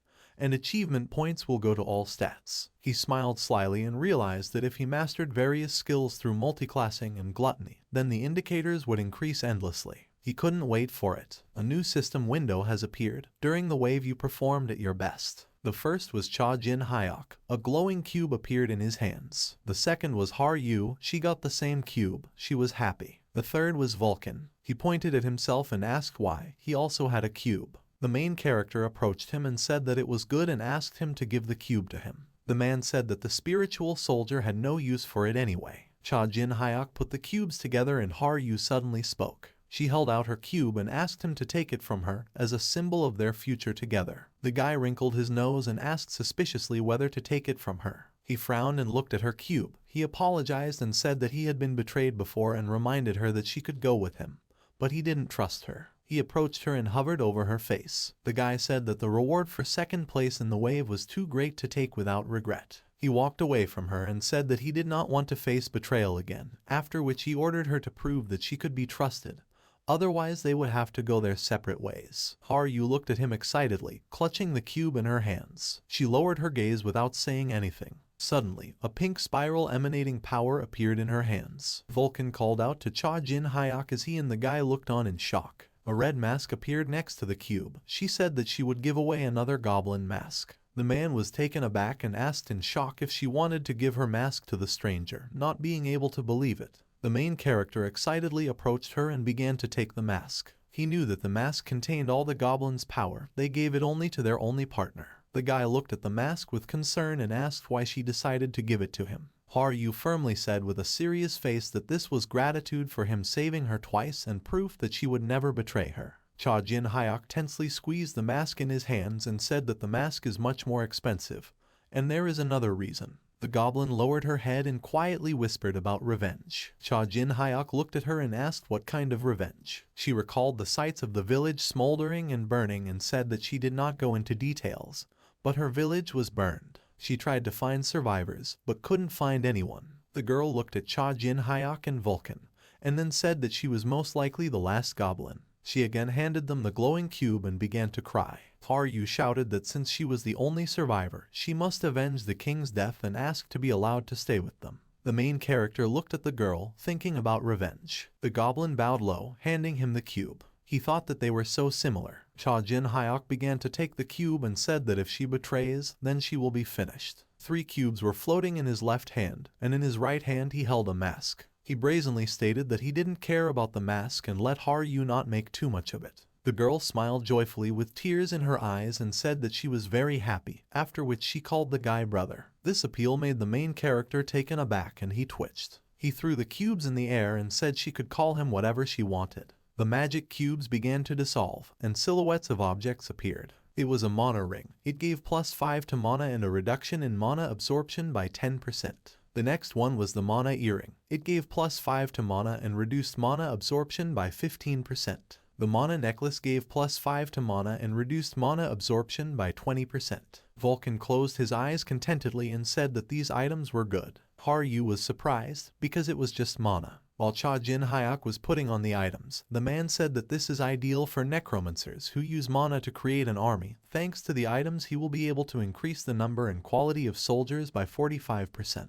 A blue aura appeared around the main character, and he asked someone how long he would remain silent. He looked up at the sky and turned to Bune, asking if he thought he had forgotten his promise. A system window has appeared. The demon watching death invites you to go to another place. There was a tavern in an old building with balconies. Vulcan crossed his arms and said that the settlement was empty. Cha Jin Hyuk put his hand on the table and assumed that they either fled into the forest or to the second floor. Haryu was already sitting at the table. The main character turned and began to hurry Bune. A system window appeared. The demon watching death asks not to rush. Suddenly a purple beam appeared on the table, heading upward. A ring with a small skull appeared. The main character was pleasantly surprised. He took the ring in his hands and said that today luck is on his side. The guy took a closer look at the ring and his pupils narrowed in surprise. Haryu and Vulcan approached him and asked him excitedly what it was. Cha Jin Hyuk put the ring on his finger and said with an astonished face that this ring has demonic energy. The man was taken aback and looked at him in fear, asking if he was joking.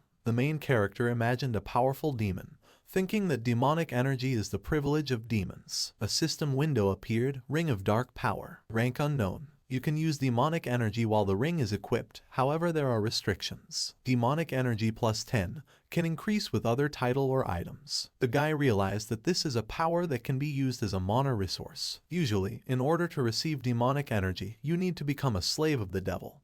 Then it will gradually begin to pass into the body. He imagined a man who had a collar and chains around his neck.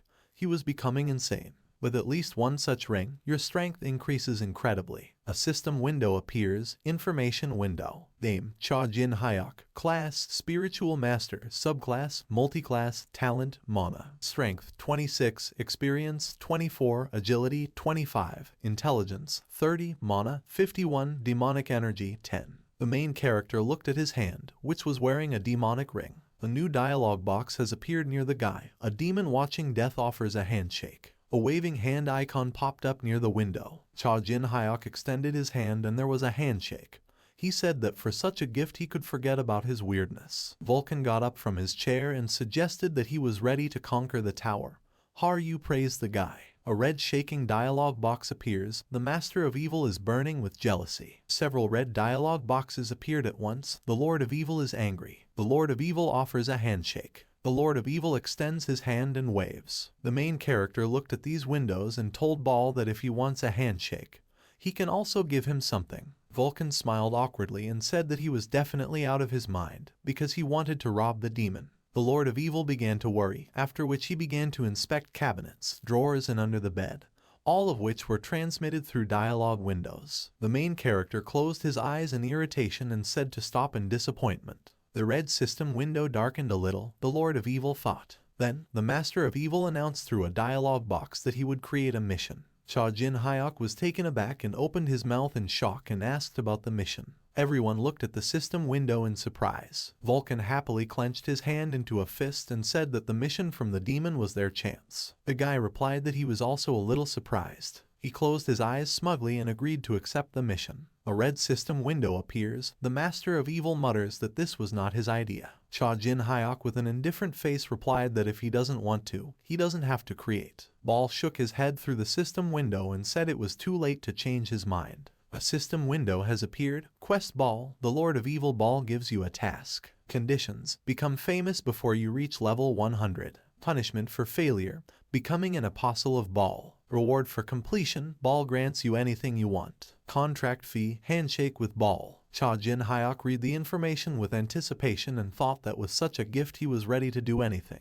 He reread about the punishment and realized that the conditions are not so simple. If he fails to complete the mission, he will become his apostle. But he still couldn't miss this chance. The main character extended his hand and told Ball that he accepted this task. The Lord of Evil smiled and shook his hand through the system window. The heroes began to leave the inn, and Haryu asked what Cha Jin Hyuk would do and if he would go to the second floor. The guy remembered Sun T and lowered his gaze, answering that they should catch him and get as much information as possible. He put his hands in his pocket and told Vulcan that he needed to find Sun T. The man asked if he knew where he was. The main character said that he assigned a spiritual soldier to him. He watched him and his actions. Cha Jin-hyuk said that Sun T is already quite far away, but he is sure that he is still on the first floor. Vulcan suddenly jumped into the purple portal and shouted what should have been said right away, after which he declared that he would be back soon. The guy turned to Haru and offered to talk along the way. The girl was surprised. He showed her the goblin mask and said that he wanted to know more about this mask. Cha Jin-hyuk and Haru walked along a forest path and talked. The girl pointed to the mask and said that it allows you to use the goblin's abilities. The main character took the mask in his hands and asked if it was talking about supernatural powers and spells.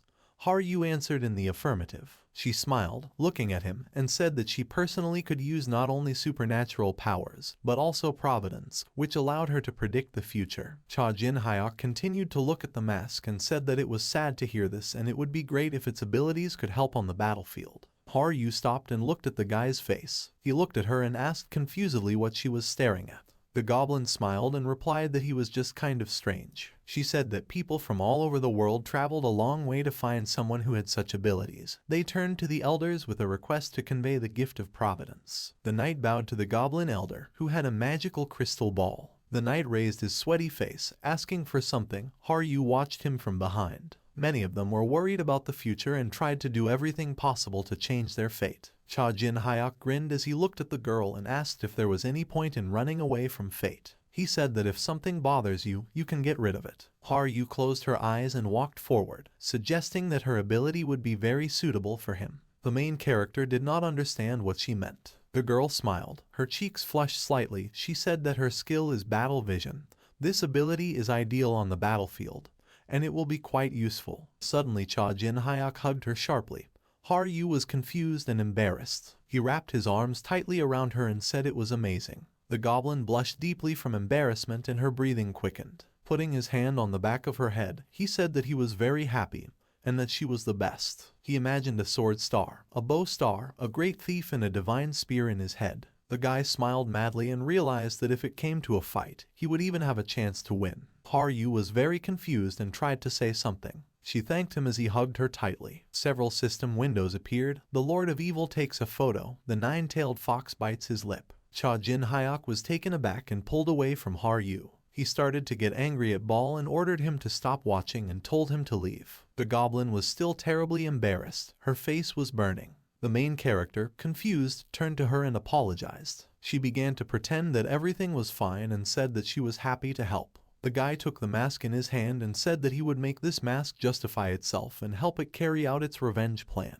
The girl clenched her hands into fists and thanked him, hoping that everything would work out. Suddenly Vulcan grabbed Sun T by the face and ordered him to be calm. He pressed the guy to a tree, covering his mouth, and said that his friends abandoned him and ran away, after which he ordered him to wait for his master. Vulcan looked at Sun T slightly angrily and asked if he had any idea how hard it was to maintain composure so as not to kill. After that, he wondered where Cha Jin-hyuk was. The main character and Haru approached him. The guy asked if he managed to catch Sun T. Vulcan turned to him irritably and shouted that he still wouldn't calm down, after which he asked if he had any idea how hard it was to restrain him. He approached his allies and Cha Jin-hyuk said that this could work in their favor. Haru asked if he was talking about the ball quest. He responded affirmatively and said that if he could destroy the guilds under the influence of the Pelin siblings, then the chances of completing the mission would increase. He introduced the faces of Kind Pelin and Carmen Pelin. A self-confident smile appeared on the protagonist's face and he asked if it was time to start moving towards the 10th floor, 2nd floor safe area. A portal appeared in front of a crowd of walkers in the city. They were discussing those who coped with the wave and arguing whether there were 3 or 2 of them. People shouted that they were coming. Cha Jin-hyuk, Haru and Vulcan began to emerge from the portal. Suddenly one of the walkers was taken aback and asked what it was. They noticed that the guy was wearing a mask on his face. As soon as they reached the rest of the walkers, people began to shout that they had overcome the wave of monsters. They asked if they had a guild and asked for a name. The main character frowned on his face under the mask and remembered the conditions of the task and the punishment for failure. He decided that it was not worth revealing his name just yet. Cha Jin-hyuk looked at them with his glowing eyes and said that his name was the Ghost Mask. He and his allies turned around and went the other way. The guy in the brown hoodie ordered them to stop, but he was stopped by the guy in the white hoodie. He looked at the heroes with a frightened and pale face and suggested that the main character had committed a crime before he got into the tower. According to the guy, there were often cases when people went to the tower to hide from justice. Cha Jin Hyuk looked at them, thinking that many people in the tower were hiding their identities. He was confident that he was able to attract their attention with the wave and the mask. The guy told Vulcan to go because they still had a lot to do. The man closed his eyes and obeyed him. A blue pillar of light appeared around them. The other walkers asked them to wait. They looked disappointed at the circle of smoke and said that they had left. The heroes teleported into a dense forest in a clearing. Several system windows appeared. Welcome to the second floor. Please complete the current quest before moving on to the next floor. Defeat the kobolds, 0 out of 10. Defeat the kobold warriors, 0 out of 10. They thoughtfully and carefully read the task that appeared. The main character took off his hood and said that they could do anything. He snapped his fingers and asked Vulcan if he could take on the task. The man pointed a frightened finger at himself and asked if they should also be brought in alive. Cha Jin Hyuk showed him his fist and replied that if he could, let him bring them alive. He asked him to take Haryu with him because he needed to experiment with demonic energy and suggested that he come back soon if he was interested. Vulcan began to hover above the ground and pointed his finger at the guy, ordering him not to use all his energy until he returned. Haryu looked at him worriedly. She turned her gaze to Cha Jin Hyuk and asked him if it was possible to complete tasks like this. The main character took off his outerwear and replied that if she doesn't like it, she can go catch them herself. He's not forcing her. He stepped forward and clenched his hand into a fist. The girl held his jacket and mask in her hands. The guy looked at the rings on his hand and realized that he could use demonic energy. He put his hand forward, and a dark aura appeared around him. He said that this was the energy of demons, belonging to one of the most powerful races. A dark purple fire flared up and began to crackle. Cha Jin Hyuk looked at the demonic energy in amazement. Suddenly Haryu stood in front of him and called out to him with an excited expression on her face. She pointed to the bushes where the kobold had emerged. The enraged creature jumped out of cover and jumped on the guy. The main character clenched his hand into a fist and smiled, saying that he was using demonic power on him. He released a ball of energy at him. The attack missed the kobold and he turned away. Haryu was taken aback and was afraid that he dodged. Cha Jin Hyuk continued to grin, realizing that such a strong blow simply could not fail to strike. Suddenly a crack appeared on the kobold's shoulder. His shoulder began to literally fall apart, and he became afraid. The goblin was taken aback and asked what was happening. The main character put his hands in his pockets and replied that demonic energy is a weapon with incredible power. Not everyone is able to withstand such an attack. The kobold's body turned into a pile of stones that fell down, and the guy said that this is what happens to those who encounter it at least once. The stones fell down and the kobold's soul turned into a sphere. The main character said that this was inevitable. He had demonic energy in one hand and a soul sphere in the other. Cha Jin Hyuk said that if he turns it into a spiritual soldier, he will become an incredible warrior. The energy and soul began to connect together. The wave of wind from the connection made the guy throw his head back. He understood that his soul was torn. It could not withstand demonic energy. The main character decided to lower the energy density from 10 to 1. A dark spiritual soldier began to appear, surrounded by gloomy energy. Cha Jin Hyuk looked at the new soldier and said that it worked. Haryu approached the guy and said that he did it and it probably wasn't that easy. The guy replied that, on the contrary, it seemed to him that it was too easy. He imagined a demon with long hair, realizing that since few other than demons could control such energy, no one knew how easy it was to use. Suddenly Vulcan returned and asked if it was created with demonic energy.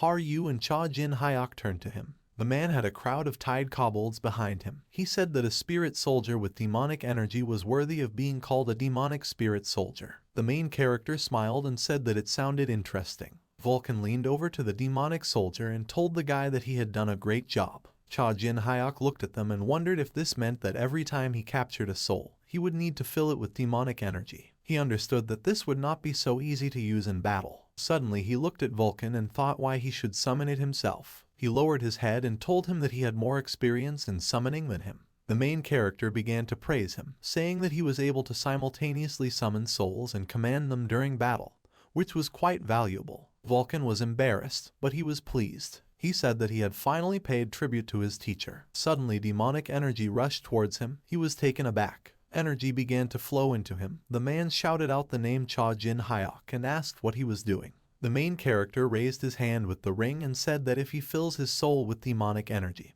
then the fighters he summons should turn into demonic spiritual soldiers, because his soul is stronger than that of a kobold. Vulcan frowned and clenched his teeth. Cha Jin Hyuk told him that he was using all the energy he had.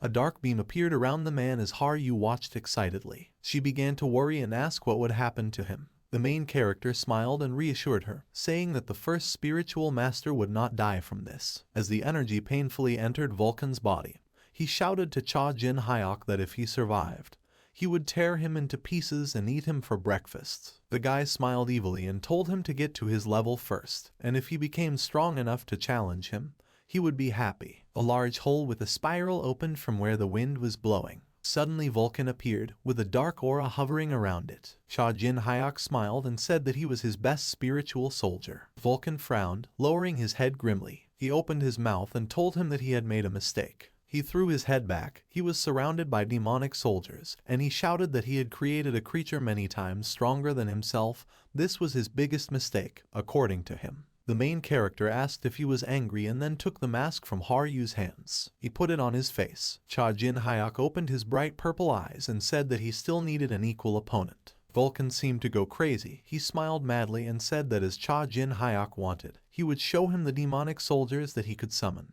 Demonic kobolds emerged from his back. He directed them forward towards the main character, ordering him to attack. The guy's eyes glowed brightly, and steam came from his mouth. Haru tensed and was surprised to realize that he was using the power of the mask. In his eyes, everything around him turned negative. He looked at the demonic spirit soldiers and realized that they were much slower. Vulcan in his eyes also turned negative, so the main character decided. It only seemed to him, and he realized that Haru could see all this. He rushed forward, destroying the 3 souls of the demonic soldiers at once. He saw Vulcan's worried and scared look. The man was taken aback and did not understand what was happening. Cha Jin Hyuk swung his fist powerfully and said that he may be different now, but he used to be called a Death Star. He punched Vulcan in the face. After the attack, the man was thrown back, shouting loudly. The main character took off his mask and showed his cunning face, ordering him to calm down and listen to his decrees. Vulcan fell to the ground, where dirt and dust rose.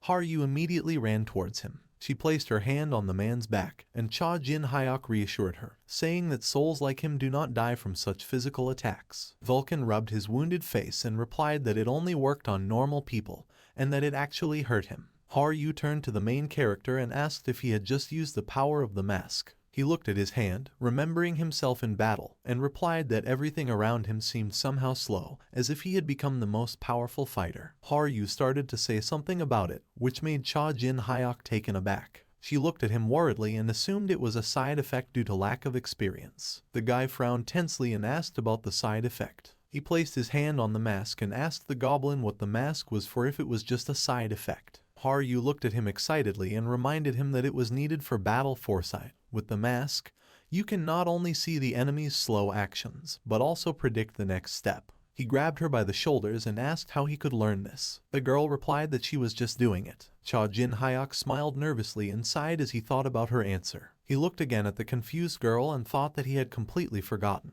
because she was probably considered a genius among the goblins, and it would be difficult for her to teach him, even if he really asked. Haru began to worry and asked if he was dizzy. The guy answered negatively and asked why the head should be spinning. She said that if an inexperienced goblin used a special skill, he would experience a terrible headache or dizziness. She imagined the goblin using force and then grabbing his sore head. The girl clarified that this also applies to her. She cannot use providence always when it pleases. She said she was worried because he couldn't even activate the skill. These words seemed to strike the guy to the heart. There was blood coming from the guy's mouth, and he said that she continued to put pressure on the patient. Haru with a guilty face began to wave her hand, saying that she did not want to offend him and she thinks he will soon learn everything. The main character lowered his head in frustration and thought that he had miscalculated. But it seemed that everything was working out for him. He was too inspired by the idea of becoming the strongest on the 2nd floor. He patted the girl on the head and said that everything was fine, after which he thanked her. Vulcan sat on the grass, hugging his knees to his chest. He looked upset. The man could hardly hold back his tears and thought that he, the greatest spiritual master, could not even think that it would come to this. Suddenly Haru called out to him. He looked at her sadly. The girl approached him and leaned over, looking at him with understanding. Vulcan abruptly hugged her waist and began to sob. He thanked her and said that at least she cared about him, unlike the guy. While the spirit master was hugging her, she hesitantly pointed her finger to the side. Cha Jin Hyuk stood near the bound kobolds, and Haru suggested that more kobolds should be brought. The main character turned to Vulcan and said that he needed another one, so he ordered him to hurry before he turned his soul into a ball and absorbed it. The man was horrified, continuing to cry, and did not understand how he got to this point. A system window appears, mission accomplished. Defeat kobolds, 10 out of 10. Defeat kobold warriors, 10 out of 10. Vulcan released demonic spirit soldiers from his body. The third floor has been cleared. Cha Jin Hyuk put the mask on his face, clenching his hand with the ring into a fist. The fourth floor has been cleared. Haru coldly cut her opponent in half. A creepy grin appeared on her face. Fifth floor. A conversation took place between the two walkers. The guy with the spear in his hand asked his friend if he knew who everyone was talking about.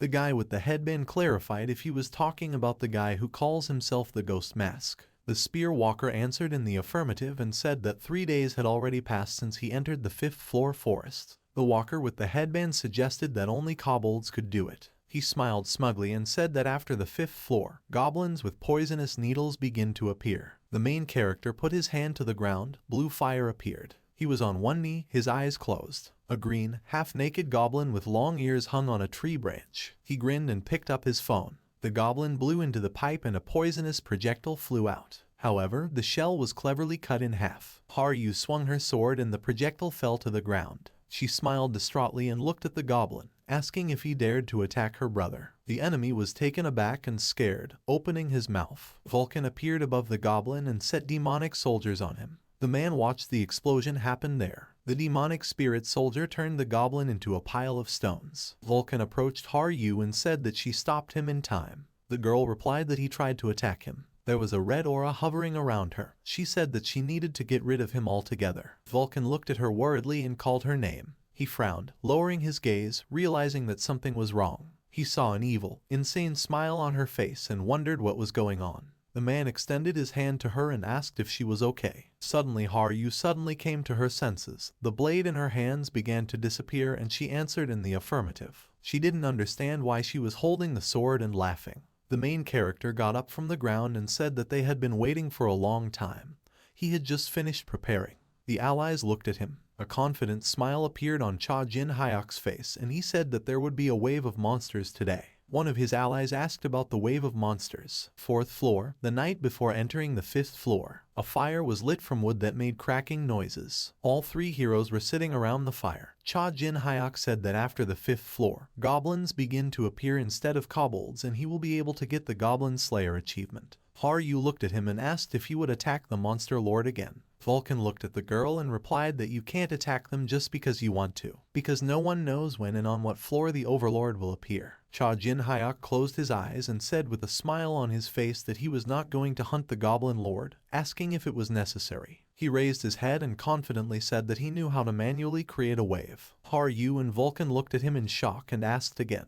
They sat down and the man said that if it were possible, everyone in the tower would know about it. Cha Jin Hyuk said that he found out about this completely by accident. According to him, it was between the third and fourth floors. As he climbed the tower, a rift appeared. It was in his previous body. One of his soldiers looked down. Then he learned about this method. On each floor there is a central area where monsters appear. The main character talked about this. He raised his finger up and said that if you find this zone and redirect your mana there, monsters will begin to appear in the same way as during the wave. Vulcan looked at him and said that he probably won a lot from this, but no one knows. Cha Jin Hyuk replied that he would be trying for the first time. He said that monsters above the 300th floor are much stronger than goblins. Even 4 great creatures could not stop such a wave of monsters. He imagined giants with spears in his head. Vulcan put his hands on his knees and said that when it could be used, he didn't know about it, and once he found out, he couldn't use it. Cha Jin Hyuk answered in the affirmative, but said that things are a little different now. He stated that to become stronger,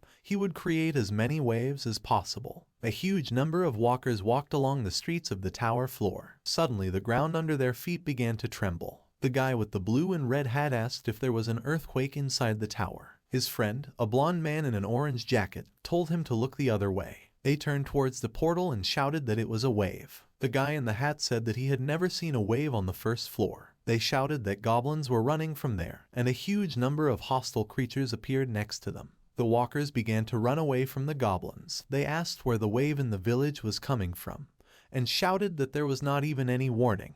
The goblins began to blow into their pipes, releasing poisonous darts. These needles began to hit everyone. People screamed in fear and pain. The guy in the hat fell to the ground with a dart sticking out of his back. His blonde friend asked if he was okay. The fallen guy began to twitch and said that he could not move. The blonde boy gritted his teeth and was horrified, realizing that this was the goblin's paralytic poison, and his friend would not be able to move for a while. He took his friend and was about to run away, but he realized that the goblins were ahead and they were finished. The guy with blonde hair closed his eyes and cried, shouting that he had even reached the 10th floor. He could not even think that he would die here. Suddenly, Cha Jin Hyok's hand with a demonic ring appeared from the darkness. The main character struck the goblins with his strength. He stood in front of a couple of friends and said that he had to carry his poisoned friend to safety. The blonde guy looked at him in amazement, asking if he was there. He called it a ghost mask. Cha Jin Hyok's eyes glowed. The main character stood on a small island in the road, with a crater around him.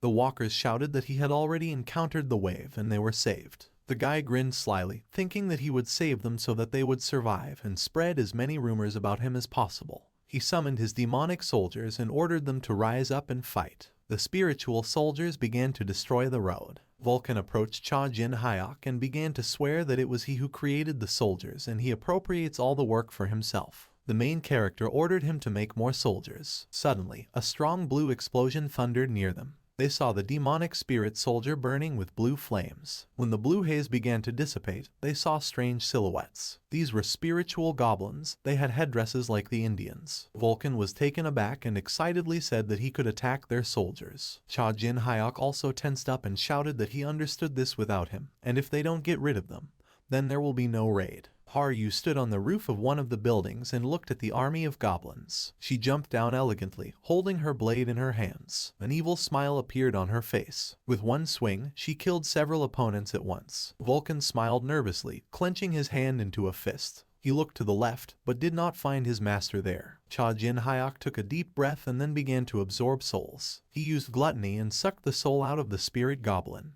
He looked at the candles on the staff and was surprised that fire had such an effect on the soul. Using this technique on goblins was useless, but he would use it wisely. The main character spread spiritual fire, and many opponents came under attack. He approached the tired Haru and praised her for her work, telling her to continue. He looked at her and saw a creepy smile on her face. Cha Jin Hyok's pupils shrank as he called her name. Her blade began to be covered in a bright red aura. A pink tornado started, which scared the goblins. The main character covered his face with his hand and realized that her sword was emitting light. He knew it was a difficult subject, but he never imagined it would be this difficult. Sakura petals began to float in the air. The guy was taken aback. Samurai armor began to appear on Haru and she lowered her gaze. Cha Jin Hyok was shocked and called her name again.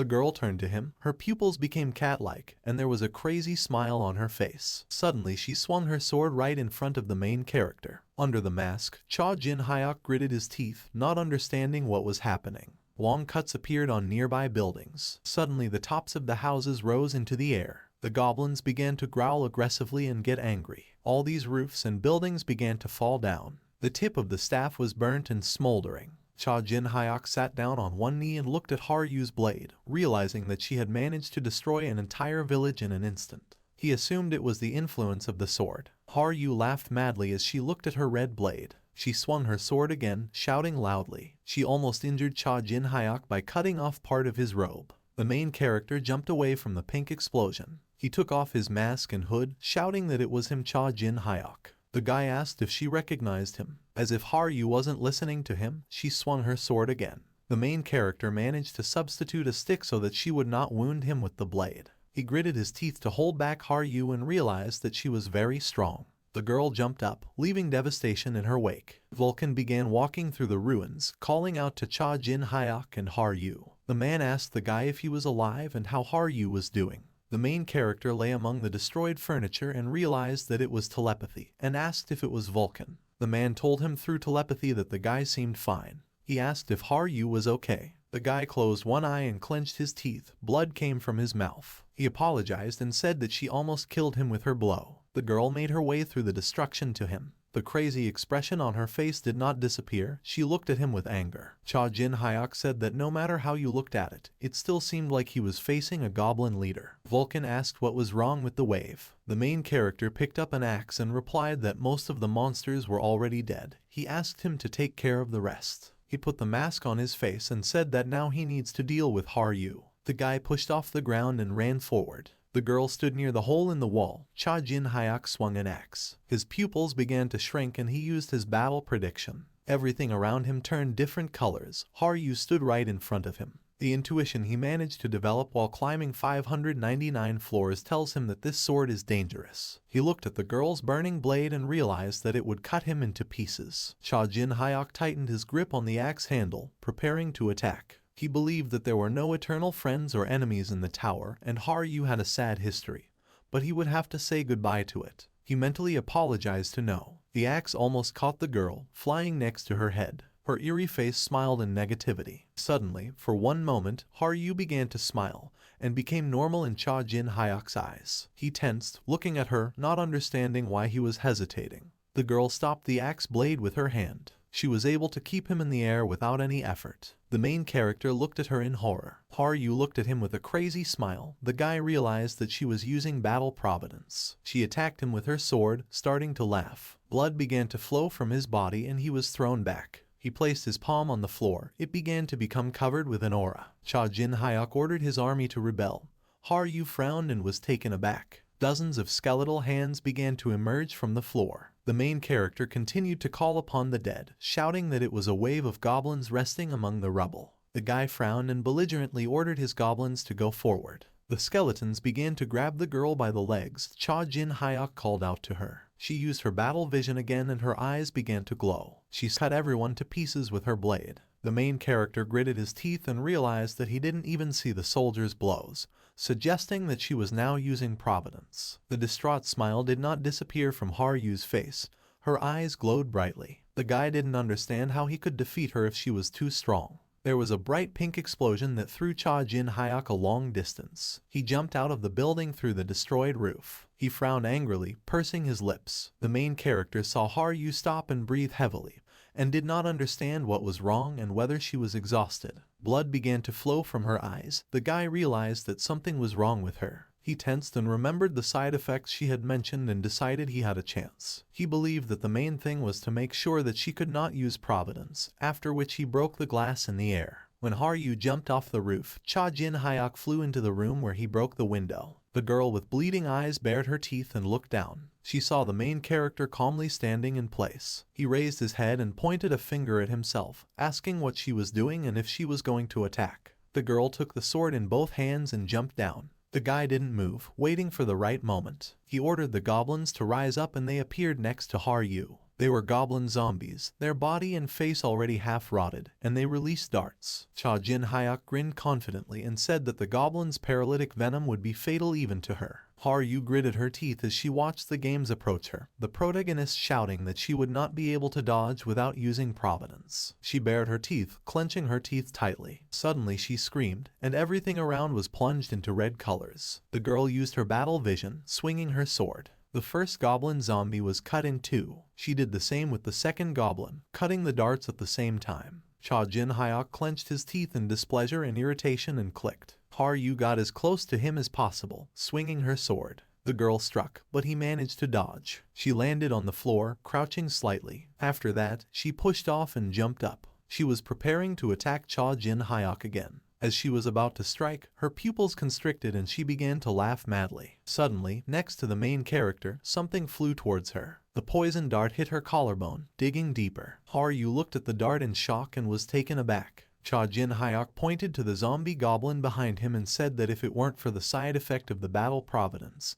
he wouldn't have succeeded. The goblin zombie was covered in a purple aura and smoke was coming from his pipe. Haryu began to tremble. The main character looked at the hole in his sweater and said that he was able to shoot it with a poisonous needle from his blind spot. The girl began to lose consciousness, her eyes rolling back. Her armor began to gradually disappear, and she fell. Cha Jin Hyuk managed to put his hand under her back. He got down on one knee and caught her, sighing heavily. He lowered her to the destroyed floor and looked at his hand, realizing that he was no longer able to feel his hands. He suggested that the paralytic poison was beginning to take effect. The main character turned to the zombie and ordered him to bring something. He pointed to a cut poisonous needle and ordered it to be brought. The goblin brought the dart to his face and Cha Jin Hyuk used gluttony. A system window appears. You have acquired resistance to paralytic poison. He put his hand on his neck and began to chew what came into his mouth. The main character stood up and looked at the lying Haryu, saying her name out loud. He said that her ability irritates him. She looked exhausted and the area under her eyes was dark. Haryu found herself in prostration. She was in the pink night sky, and a sword was hovering above her. The girl looked worriedly at her sword and asked where it was. Suddenly someone grabbed the sword and asked if she was wielding the sword this time. It was the silhouette of a long-haired man. He placed the sword on his shoulder and called the girl the owner of the demonic murder sword. He had red hair and red eyes. The man smiled widely and said that she was just a child. Haryu looked at him in surprise and asked who he was and if he was a goblin.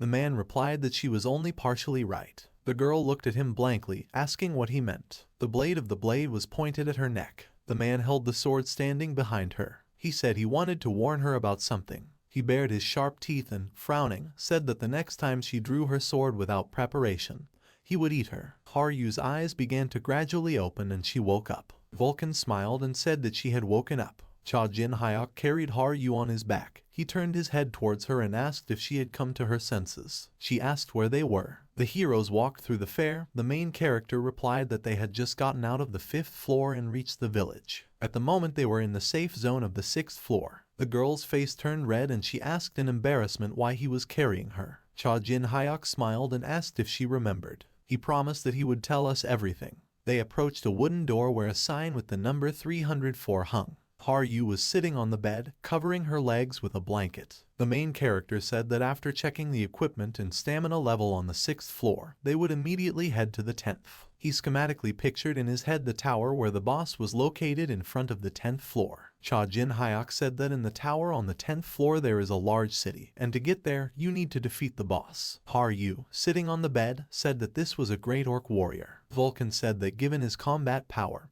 he could be considered a monster lord. The girl smiled uncertainly and said that as soon as they recovered, we could immediately leave. Cha Jin Hyuk responded negatively. He crossed his arms over his chest, standing next to Vulcan, and declared that now she would have to go her own way. Haryu was taken aback. She began to sweat and asked in fear what he was talking about and whether he was leaving her. The main character put his hands in his pocket and asked if she remembered what happened on the 5th floor during the wave. Haryu clenched her hands into fists and replied that she didn't remember. At some point memories simply disappear. Cha Jin Hyuk said that she has a demonic sword. The skills are no worse than the ego sword. It gives incredible strength, but in return it devours consciousness. He remembered again how she looked under the influence of the sword and said that she lost her mind and attacked him. This shocked Haryu and she opened her mouth in surprise. The main character sat on her bed and said that if she continued to rely on such an unpredictable force, she would not live to reach the 100th floor, and he decided to give her a task. He put one leg on top of the other and told her to walk to the 10th floor on her own without relying on the strength of the sword.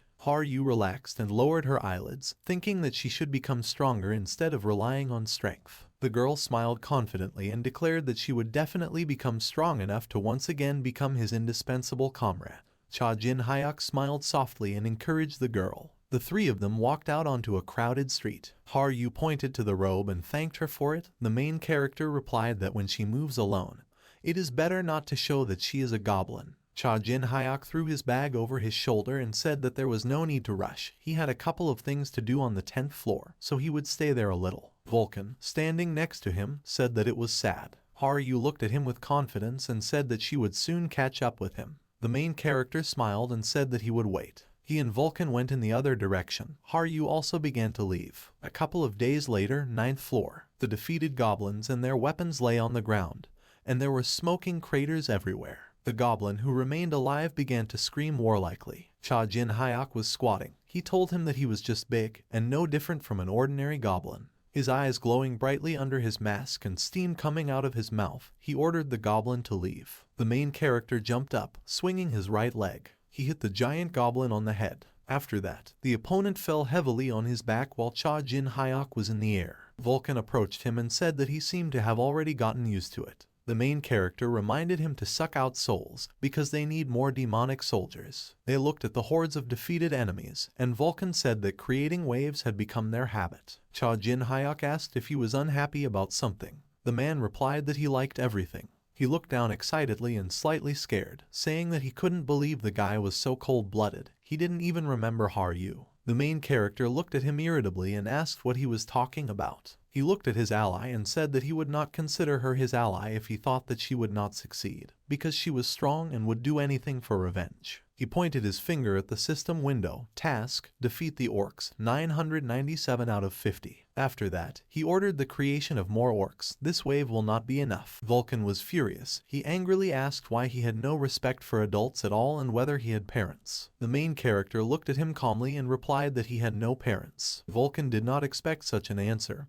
He was taken aback. He said that he was an orphan who grew up in an orphanage. Cha Jin Hyuk remembered how he fought with someone as a child and the teacher separated them. He crossed his arms and added that Choi grew up there. The man felt awkward. He put his fist to his chin. After that, he put his hand on the guy's shoulder. Vulcan covered his mouth with his hand and began to cry, saying that he understood him. Cha Jin Hyuk started to get annoyed and asked what this reaction was. The sky was blue. Soft clouds slowly floated by. There was a small quarrel between the comrades, where the main character said that he hates when people feel sorry for him. A system window appears. Achievement received. Orc Killer. 2 flashes of purple light appeared in the gloomy and dark room. Cha Jin Hyuk and Vulcan appeared from the flashes. They were on the 10th floor in the testing room. A system window appeared in front of them. Welcome to the 10th floor. To get to the center of the floor you need to defeat the boss. If you fail, you will be returned to the 9th floor. The man looked to the side in surprise and said that he had never seen anything like this before. He drew attention to the record sheet with the clearing time.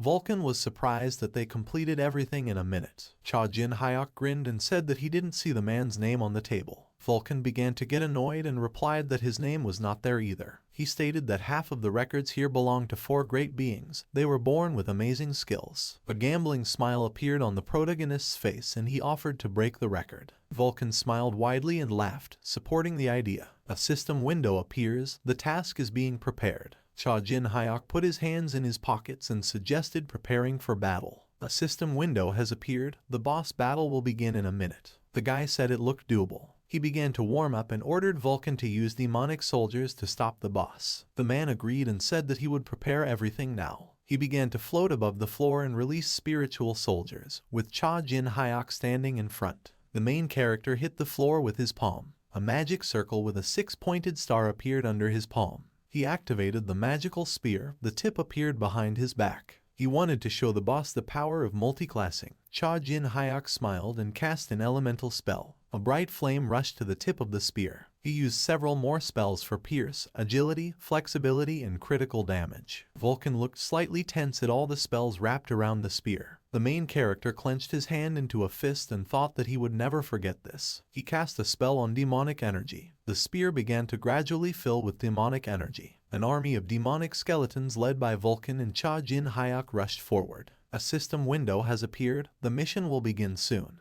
The countdown began. The main character was extremely focused. Vulcan looked slightly tense and thoughtful. A red system window appears. Mission begins. The Great Orc has been summoned. The boss began to appear on the floor. He broke the floor. He opened his eyes. They glowed brightly red. He was several times taller than Cha Jin Hyuk, had a helmet on his head, and had a huge axe in his hand. Vulcan began concentrating demonic energy into his hands, surrounded by chains. He ordered the demonic soldiers to attack. Souls began to hover around the orc. His legs were shackled with dark chains. The main character frowned and smiled, summoning the spear of the god Odin. A dark and powerful spear appeared in front of the boss's face, accompanied by black lightning. This spear took off the orc's head in an instant. Purple smoke came from his neck and his body began to fall. He fell heavily to the floor, destroying it. The number 96 appeared on the system window. The system window appeared. The record was broken. You broke the record and completed the 10th floor mission the fastest, 96 milliseconds. Would you like to enter your name? The main character smiled madly and decided to enter his pseudonym, Ghost Mask. A new system window has appeared. Timesheet data has been updated. Best result, 96 milliseconds. Name, Ghost Mask. 8th floor. The walkers in the tavern were discussing that a record had been set on the 10th floor in less than a minute. They saw that the record was set by the ghost mask, and Haru also opened the system window with a shocked face. She took the drink in her hand and smiled, mentally promising Cha Jin Hyuk to work harder. The orc boss's corpse began to disappear, and a portal opened in front of him. Vulcan raised his hands and began to laugh, saying that it was amazing that they had surpassed the results of the great beings. He hugged the main character and said that even the greatest spiritual masters are far from this. Cha Jin Hyuk lowered his head in irritation and asked if they were the only ones who succeeded. They walked towards the portal, and the guy said that they still had a lot to do on the 10th floor. The man agreed and said that they would wait for Haru. A system window appears. You have reached the 10th floor. Achievement received. Entering the 10th floor, +5 to all characteristics. A new system window has appeared. The auction is open. A gold coin was thrown into the air. A hand with thin fingers caught a coin. A guy with blonde hair was sitting in his office. He glanced at his system window. He smiled slyly, putting his fist under his head, saying the name of the ghost mask out loud. 10th floor. This is the first large city that the walkers encounter, and there is a portal to Earth there. The sun shone brightly on the tiled roofs of the city. People who abandoned the idea of reaching the top began to engage in trade and founded the largest city of the first 100 floors. Vulcan and Cha Jin Hyuk walked through the market. The main character decided to sell the remaining items and buy a couple of potions. He flipped through the list of available potions. The man looked around and said, "They are lifting the ban on auctions, but the city market is still thriving." Cha Jin Hyuk agreed with him. A system window appears. Registration for the auction is completed. The guy looked at Vulcan and said that there are people here living ordinary lives. Not everything can be bought at auction. They passed by a fruit stand where Grandma was offering food from the Golden Lick. Next, they passed by a weapons store where the seller offered to look at weapons from the Gold Lick Masters. Next, they came across the hotel of the Golden Lick where the girl invited them to relax. Vulcan became confused and asked Cha Jin Hyuk who the Golden Lick was. The main character looked at him and was surprised that he was not aware. He looked at the hotel sign and said that the Golden Lick Company is one of the best in the tower. It appeared several years ago. Vulcan asked again who the Golden Lick was. Cha Jin Hyuk explained to him that this is the name of the richest man in the tower. No one knows his real name and he owns an incredible amount of gold. He imagined a blonde man in an expensive white and gold suit, surrounded by a huge amount of gold coins. They say that everything in the tower passes through it. The man looked at him in confusion and reminded him that he said that he had some business to do. The main character answered affirmatively and said that he needed to find a sponsor. Vulcan was slightly taken aback and confused when he asked which sponsor. Cha Jin Hyuk smiled and pointed at the Gold Lick sign and said that he was looking at it now. These are all the emblems that belong to their sponsor. This shocked Vulcan and he opened his mouth wide and his pupils constricted. He began to guess who their sponsor would be. The main character grinned and confirmed his guesses, saying that the Golden Lick would be his sponsor. A girl in a shirt and vest greeted them in the company of a Golden Lick. She said that here you can find everything that money can buy, including weapons, items, potions, and information. It was a large room with expensive carpets and windows for receiving visitors. In the company of the Golden Lick you can buy and sell anything. She asked to take a waiting pass. Cha Jin Hyuk had a ticket with number 18 in his hands. Vulcan looked at him with a grin. His ticket number appeared on one of the windows, and he was called. A young man with red hair introduced himself and said that he was in charge of the third counter, asking how he could help him. The main character put a black bag on the counter and said that he would like to buy something.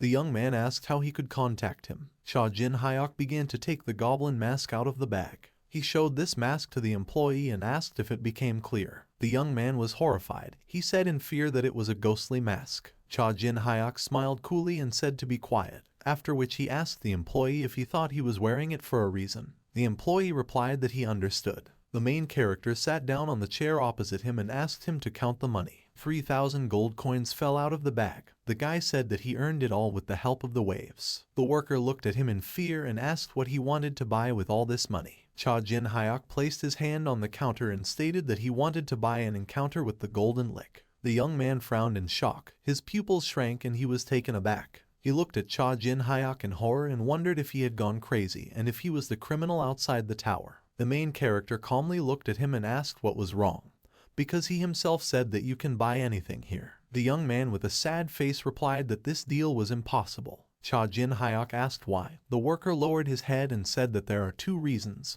Firstly, Mr. Lick is busy. The main character looked up at him and asked what the second reason was. The young man began to feel embarrassed and said that this might sound rude. He said the guy brought too little money. The gold coins glittered brightly as they lay on the table. The worker said that 3,000 coins was not a small amount, but it was not worth their master's time. Cha Jin-hyuk realized that this would not work. He put his hand to his chin and began to think. The employee with an upset face closed his eyes and wanted to ask him to leave the building, but the main character interrupted him. He frowned and asked with a smile how much he needed to pay for a meeting with the manager. After a while he was already climbing the stairs. Vulcan called him a terrible person. He flew over the steps and said that the guy asked some unknown employee to arrange a meeting for him with the head of the company, and he asked what this employee had done to him. Cha Jin-hyuk put his hands in his pocket and asked if he had any more ideas on how to meet the Golden Lick, and said that if he had any ideas, he was ready to accept any comments. They walked along the expensive carpet and approached the decorated door. The main character asked if they had arrived. He knocked on the door and said it was a ghost mask. He was told to come in.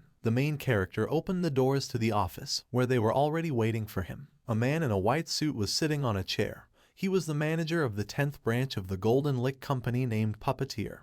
He was glad to meet the newcomer. The puppeteer lowered his head and asked if he was eager to meet Mr. Lick. Cha Jin-hyuk looked around the office and answered in the affirmative, after which he said that he was not here. The puppeteer raised one hand and said that he was sorry, after which the guy interrupted him and suggested doing something differently. He confidently pointed his finger at the floor and said he called him here, because when he sees him, he himself will want to become his sponsor. The puppeteer closed his eyes irritably and sighed, saying that he still had the nerve to offer some deals. He got up from his chair and walked towards the guy, saying that he had heard about him, but he shouldn't talk about the gentleman so casually. He began to shoot invisible threads from his fingers. Two magical hands appeared behind Cha Jin-hyuk's back, with threads emanating from their fingers that wrapped around his body. The puppeteer thought that with the help of the puppet's ability, he could pull the strings and control people. He planned to kick the guy out this way. While the purple threads were wrapped around the main character, he asked about impudence. Suddenly, he easily grabbed the threads with his hand. Cha Jin-hyuk threw his magic hands to the floor and shouted to the puppeteer that he had no less impudence, asking if this was enough. The puppeteer's face became confused and tense. He could not understand how the guy was able to remove his skill, which even works against walkers from the 18th floor. His palms became covered in purple light and he asked how he felt about it. He put his palms together and ripples appeared on the water. He and the main character found themselves surrounded by the sea. The puppeteer closed his eyes complacently and smiled. He was sure that the guy was seeing this for the first time. The man began to tell what it was, but Cha Jin-hyuk interrupted him and said that it was the sphere of the mind. The guy looked at him terribly and added that this is an endless sphere that separates the soul and mind from the body. The puppeteer's face expressed tension. He wondered how the 10th floor fighter knew about the mind sphere. He began to slowly approach the main character and said that he was probably aware that the laws of reality do not apply here. This is a dimension in which you need to use experience and the power of the soul to fight. Magic hands with threads appeared behind the puppeteer's back and he stated that if the guy could defeat him, he would try to organize a meeting with the Golden Lick. Cha Jin-hyuk's body was entwined with purple thin threads. He grinned confidently and asked about experience and strength of soul, saying that then he was not his opponent. The main character raised his hands and said that the puppeteer still didn't understand.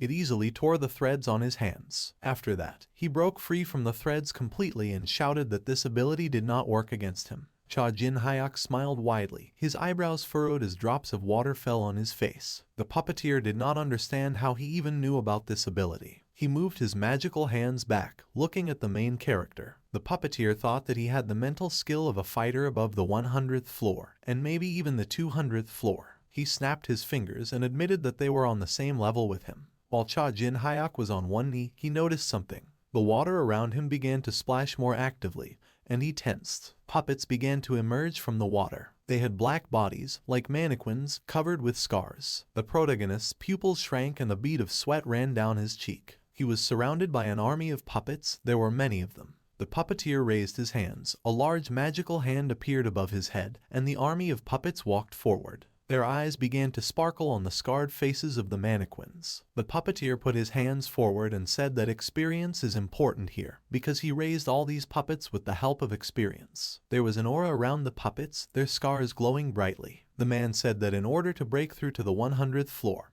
he remade them in such a way that they became stronger with the transfer of mana. while the puppets surrounded Cha Jin Hyuk. The puppeteer said that these upgraded puppets are as strong as a 50th floor walker. He smiled madly and shouted that as soon as he hit the sphere, the winner was immediately clear. After this, he ordered his army of puppets to attack and they ran towards Cha Jin Hyuk. One of the puppets jumped and swung its arm. The protagonist's pupils shrank and he began to panic. The opponents piled on him, preventing him from moving. The puppeteer put his hands behind his back and watched this, saying that this was the end. He turned away and began to walk away from the battlefield, saying that wounds in the realm of the mind are not reflected in the real world, so the guy need not worry. Suddenly, an explosion occurred behind him, and the puppets began to fall down. He turned around in shock and was taken aback, asking if it was magic. The blue water began to gradually turn black. A dark spirit began to rise from the blackened water. It was a skeleton, dressed in a black robe, and in his hands was a staff. The puppeteer turned pale with horror and asked if this was the Lick's magic and where the boss of the 100th floor came from.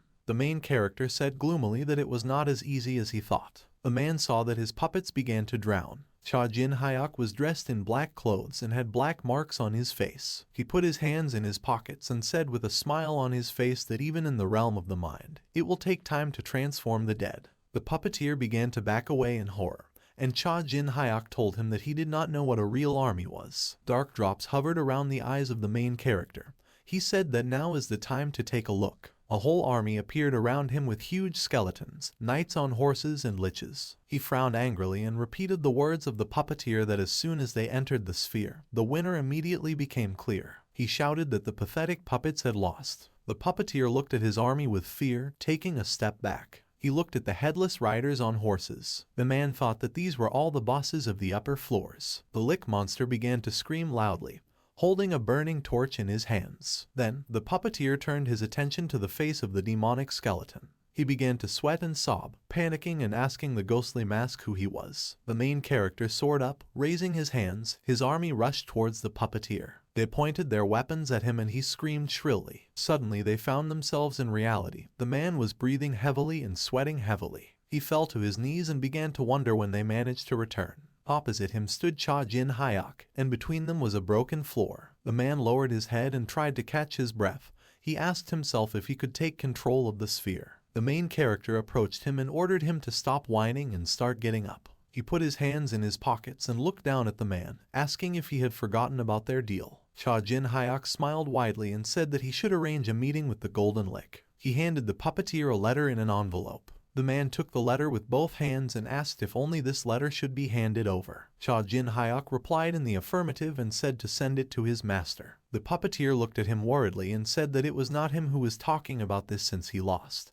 But if he did not answer the letter, he could no longer help. The main character smiled confidently and said not to worry, because he would definitely answer. They all went outside, and a company employee stood next to the puppeteer. The man said that as soon as he receives an answer, he will let you know. Cha Jin Hyuk began to leave. Vulcan turned to the bowing employees who wished them a good journey. The main character and Vulcan were walking along the streets. The man said that the sun was already setting and asked if it was time to find a place to stay for the night and rest. The guy closed his eyes and replied that they still had a lot to do. Vulcan was surprised and asked if they should go somewhere else. Cha Jin Hyuk grinned and looked at him. He said there was no point in wasting time sitting around waiting for a response from the Golden Lick. He said that since they had to while away some time here, they would work as members of the guild. The White Swallow Guild building, the light was on inside. Ground floor lobby. Two girls sat at a table with books and scrolls. The blonde asked the black-haired girl how high she had already climbed. She replied that she had reached the 57th floor. The blonde put her fist under her head and sighed, saying that she said she would get new equipment when she beat her own record for the month. The black-haired girl told her to eat and go upstairs. The blonde slammed her fist on the table and shouted that she couldn't understand why they were sitting in the lobby on the 10th floor. She looked at the doors and asked what kind of idiot would break into a guild building that was under the protection of the Holy Kingdoms. Suddenly the doors opened sharply. The main character began to enter the room. The girls were taken aback. They immediately stood up and bowed respectfully, welcoming him to the guild. The black-haired girl asked what brought him here. Cha Jin Hyuk lowered his head and repeated their question out loud with a smile on his face. He raised his head and scratched the back of his head, answering that moving up the tower was so difficult. He wanted to join the guild. The girls immediately relaxed. The blonde said that he just wanted to join the guild. The black-haired girl said that she was so surprised. Suddenly their faces became slightly surprised. They looked at the guy and realized that if they recommended the newcomer as a new member of the guild, they would be able to concentrate considerable power in their hands. The girls immediately stood opposite him and hospitably told him to come through. The brunette asked if someone had recommended this place to him. Cha Jin Hyuk smiled shyly, scratching his cheek, and replied that he came here because he heard that this guild was quite popular. A wide smile appeared on the girls' faces. They decided that this newcomer knew nothing. The blonde extended her hand to him and asked him to demonstrate his abilities. The main character smiled and asked to lend him a coin. The brunette was just holding in her hands what he needed. Cha Jin Hyuk grinned while holding the coin. After a second, he bent the coin with ease. The girls were very surprised and shouted that it was incredible that he did it with his bare hands. He raised his index finger and looked up, saying that he knew the basics of magic. The girls were taken aback and asked again. The main character answered in the affirmative. A magic circle and flame appeared in his hands. He said that he could, for example, create fire. They looked at the flame in amazement, and the blonde said that he could do so many things. The girls turned away from him, and the brunette whispered that his skills weren't that important right now. The blonde answered in the affirmative and whispered that they could take him for themselves, train him, and then he could become a real oligarch. The blonde looked at him with a smirk and said that he was cute too. The brunette was taken aback and asked if she liked him. Cha Jin Hyuk smiled faintly, thinking that he needed to gain more time. Suddenly the girls got scared when they heard a strange sound. A man in red clothes entered the room and shouted that something very bad had happened. He shouted with a worried face that a spiritual monster there had gone crazy and was destroying the village. He said that they had already called everyone who had climbed above the 50th floor and ordered the girls to come out quickly. They became tense and upset, saying that this happened at such an important moment. They frowned and the blonde pointed her finger at the guy and ordered him to stand there. They would quickly sort it out and come back right away. The doors slammed loudly in his face. The main character closed his eyes and tore off the red cloth. He put the goblin mask on his face, deciding that it was time to transform into a ghostly mask. He threw a red cloth over himself and a purple aura appeared around him. There was an explosion near the shopping tents. People were running and shouting to run away from the shopping street, because not a trace remained of everything that was nearby. People from the guild and experienced walkers stood in front of Vulcan and said that their attacks made no sense. Vulcan tried to feign anger, but it was very noticeable. The walkers looked at him confused and thought that he was very awkward. Vulcan was very embarrassed and thought that he himself knew about this, because he had not had to pretend to be someone for several decades. His eyes turned white and he frowned as his cheeks turned red. He thought that Cha Jin Hyuk had put the first spiritual master to shame, and he would never forgive him. The main character kicked the guard's body. The man opened his mouth wide and screamed in pain. Cha Jin Hyuk pushed him away with his foot. The guard hit his back against a stone wall, breaking it. The main character walked forward around the room looking for something, asking where it was. Another guard entered the room and said that it was very noisy, after which he asked what was happening. The man was taken aback and shouted loudly, shocked. He looked at the masked Cha Jin Hyuk and asked who he was and how he got here. The main character suddenly grabbed the man by the neck. He lifted it off the ground and looked at the shelves with books, saying that there were quite a lot of books and perhaps what he needed was lying here. The guy looked at the man and told him that he was looking for something. He asked if their guild was connected to the Holy Kingdom. His violet eyes flashed and he said that he wanted a list of the remaining guilds with their exact locations to find and destroy. The man began to turn pale from suffocation, and drool began to pour from his mouth. He asked if he was worried about his safety, because he already had 2 enemies in the Star 9. Cha Jin Hyuk looked at him and thanked him for his concern, saying that he should worry about someone else. He squeezed his neck even more tightly and threatened that if he did not immediately give him the necessary information, he would die. The man began to raise his trembling hand. He pointed to the table behind him. The main character looked there and thanked him for not wasting his time. He let go of the man and he fell to the floor with a crash. Cha Jin Hyuk put his hand on the sheets of information. He took the document in his hands and looked at it. There was a list of names written there, and Cha Jin Hyuk thought of the Pelin brother and sister, and the people from the guild. He put his finger to the corner of the sheet and set it on fire, mentally telling Kind Pelin and Carmen Pelin that they would all be trampled by it sooner or later. He threw the burning sheet on the floor and began to walk away, thinking that he would be the first to get rid of them. The whole room began to burn with fire, cracking and breaking. The fire grew larger, setting everything on fire. The candle on the table was burning, melted wax flowing down. The golden lick was sitting at his desk, reading something.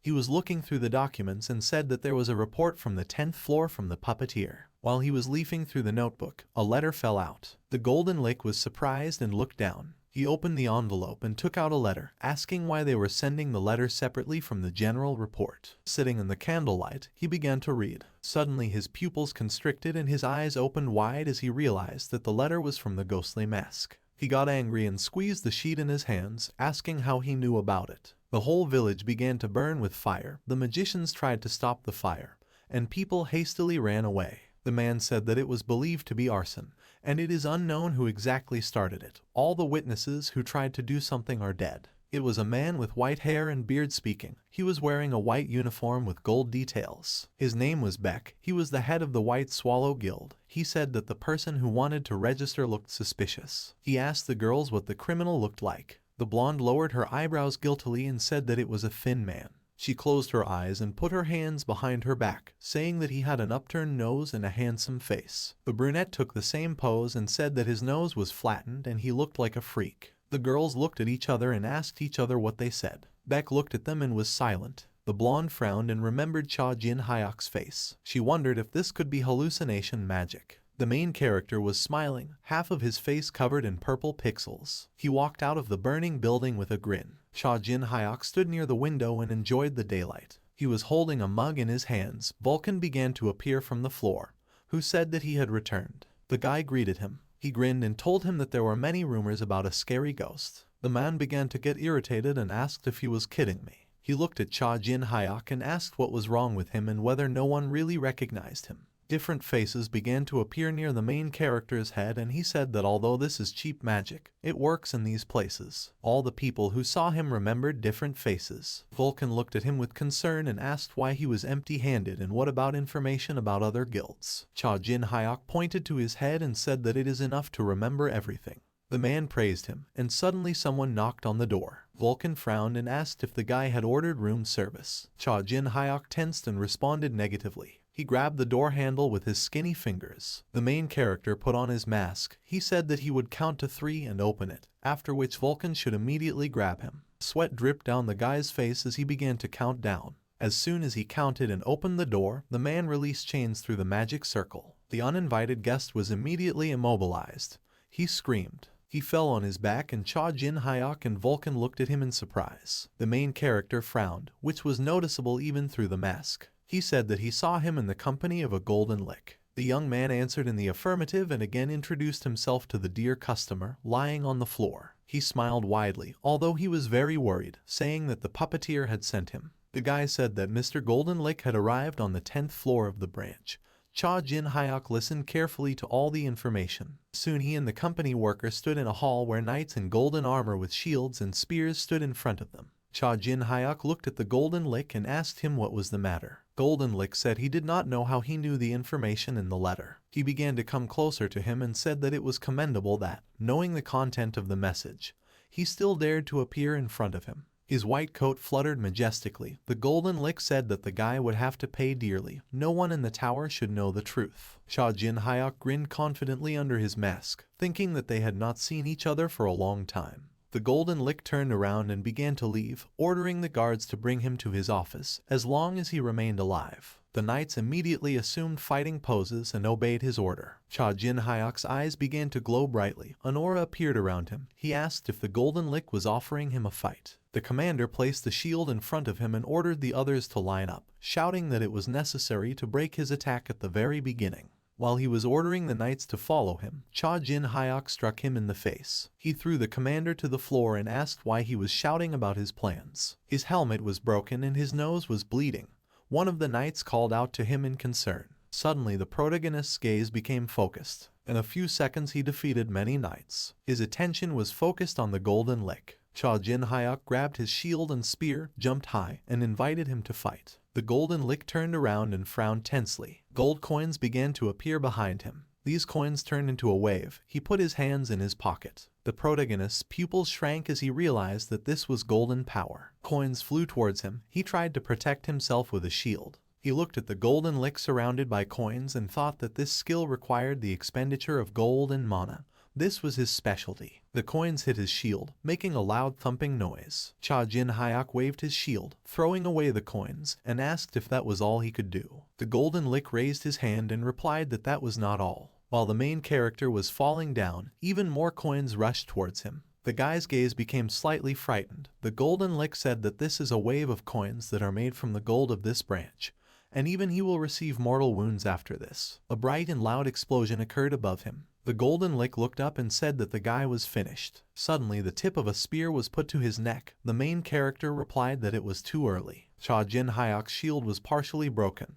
He held a spear in his hands and said that in a speed fight he does not lose so easily. The company worker frowned and called out to the Golden Lick in concern. The Golden Lick removed the tip of the spear from his neck and asked the guy if he thought he could defeat him with such pathetic techniques. He started saying that if he wanted, he would kill him. Cha Jin Hyuk interrupted him and said that he couldn't kill him. The Golden Lick's eyes opened wide and his pupils constricted. The main character lowered his shield and spear and said that he had not yet listened to him, so he ordered his men to take him alive. He looked at him coolly and said that he would tell him everything. The Golden Lick lowered his eyelids and told him to follow him. They entered an expensively decorated, spacious office. Cha Jin Hyuk put his hands in his pockets and said that the office is so bright, and yet the Golden Lick loves money. The Golden Lick closed the door to the office behind him. His hand began to release golden power. The room became covered in gold and the golden spikes targeted Cha Jin Hyuk. The thorn almost pierced his mask. The Golden Lick said that this space is completely isolated from the outside world thanks to its golden wall. Even gods and demons cannot get here. He lowered his head gloomily and pursed his lips. He frowned angrily and loudly asked who told him that he was the owner of the auction. The auction is a huge system that allows you to sell items in the tower, but it did not appear inside the tower itself. A system window with scales and the inscription exchange appeared above the mountains of gold. Someone created it and headed it, and that someone is the Golden Lick. A system window with scales appeared in his hands. He gritted his teeth, frowning in irritation, and thought that if word got out, his company would collapse. The main character smiled, which was even noticeable through the mask. He admitted that he lied and no one told him anything. A golden mask began to appear in the Golden Lick's hands. It turned into a huge, sparkling halberd. He swung his weapon and asked if he could still speak without one arm and one leg. The halberd blade almost caught Cha Jin Hyuk, who did nothing. He summoned Vulcan, who immediately destroyed the golden weapon. The Golden Lick's pupils shrank as he was shocked. He looked at the Vulcan that came out of the protagonist's chest and asked if it was really a soul vessel. The Golden Lick looked at them intensely and said that this item could only be used by a spirit master. He began to guess who he really was. Cha Jin Hyuk began to take off his mask, smiling widely, and asked if he recognized him now. He showed his face and said that it was time to return what was prescribed, addressing the Golden Lick as a debtor to William. William bared his teeth, gritted his teeth, and said that Cha Jin Hyuk was alive. Dust hung in the air of the golden room.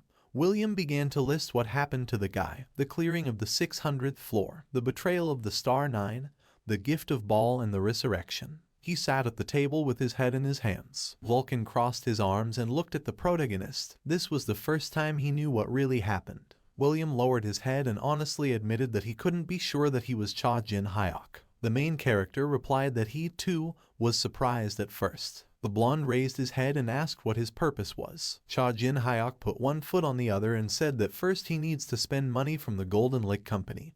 He will have to sign a sponsorship contract. William put his hands on his feet and replied that he was talking about his company as if it belonged to Cha Jin Hyuk. The guy raised his hand and said that it practically belonged to him. He reminded him that William was just a traveling merchant, and it was he who sold him the trophy obtained on the high floor of the tower. William was still a young man then. Cha Jin Hyuk sold him a red stone. The main character pointed at himself and said that he was the founder of the Golden Lick Company and the largest shareholder. The blonde asked displeasedly what kind of impudence he had and said that it was as if he was really talking to Cha Jin Hyuk. The guy crossed his arms and said again that it was really him. William smiled calmly and said that if he calls it a contract, then he will also have to give him something, since he really is Cha Jin Hyuk. The main character smiled smugly and offered him a conclusion after collecting all the information. The blonde moved the coins into the air and agreed. He said that he would listen to the offer and decide on the price. Cha Jin Hyuk said that the Star 9 deliberately set him up,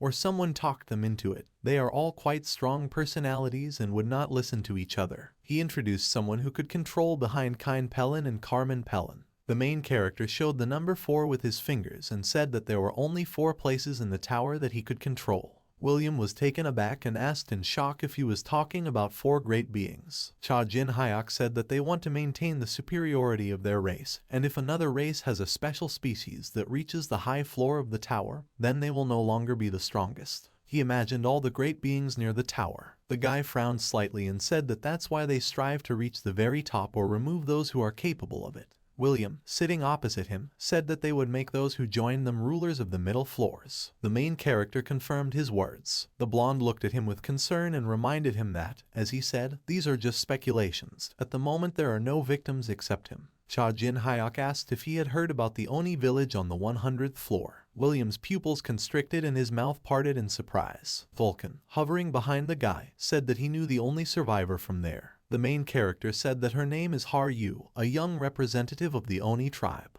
The blonde asked about the young Oni. The orc's severed head flew into the air. Haru, wearing a cape, cut off the head of a large ogre with a blade. She frowned and began to breathe heavily, thinking that this was not yet enough to defeat him. Haru lay on the broken floor, blood flowing from her mouth. A system window appears, time exceeded. Haru was able to sit up while looking at the 10th floor boss. Several system windows appeared, a room on the 10th floor which could not be cleared. The huge ogre frowned, a red aura surrounding him. A system window has appeared. You are moving to the safe zone of the 9th floor. Haru leaned on her sword, lowering her head. She thought that in order to meet her brother, he would have to become much stronger. The spirit of the sword owner appeared behind her. He asked what she was muttering there, and said that she could use it. The red-haired man put his hand under his head and asked if she wanted to meet the guy as quickly as possible. He promised that if she entrusted this matter to him, he would easily cope with the orcs. Haru lowered her head and frowned. She replied that he would not use the power of the killing dragon sword.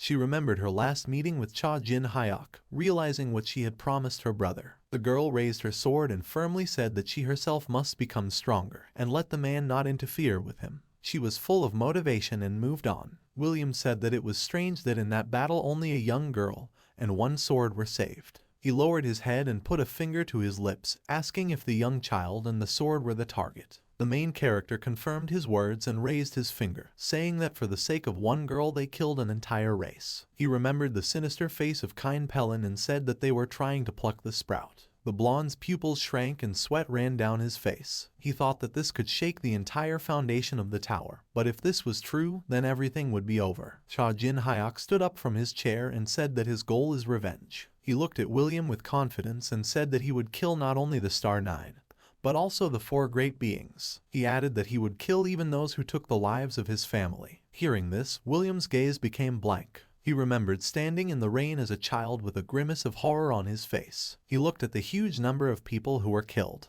The golden walls began to disappear from the office. The blonde lowered his head as the walls became normal. Several system windows appeared. The Master of Evil asks what you were talking about. Kumiho asks if you like men. Cha Jin Hyuk looked at the windows irritably and told them not to ruin the atmosphere. William nevertheless agreed and said that he was buying his information. The main character smiled broadly and said that it was an excellent choice. The blonde raised his serious gaze to the guy. He stood up from his chair and walked closer to him, saying that he had to prove it right here and now. Cha Jin Hyuk sighed tiredly and said that he already half believed him, and asked if it was really necessary. William looked at him coldly and said that he was a merchant, and trust is money, and if you trust half, nothing can be bought or sold. The main character lowered his head in irritation and said that he was pissing him off, after which he turned to Ball. He turned to the red system window and asked if he could act as its guarantor and if 1 squeeze was enough. Several red system windows appeared. The Lord of Evil shouts what kind of guarantor is after 1 squeeze,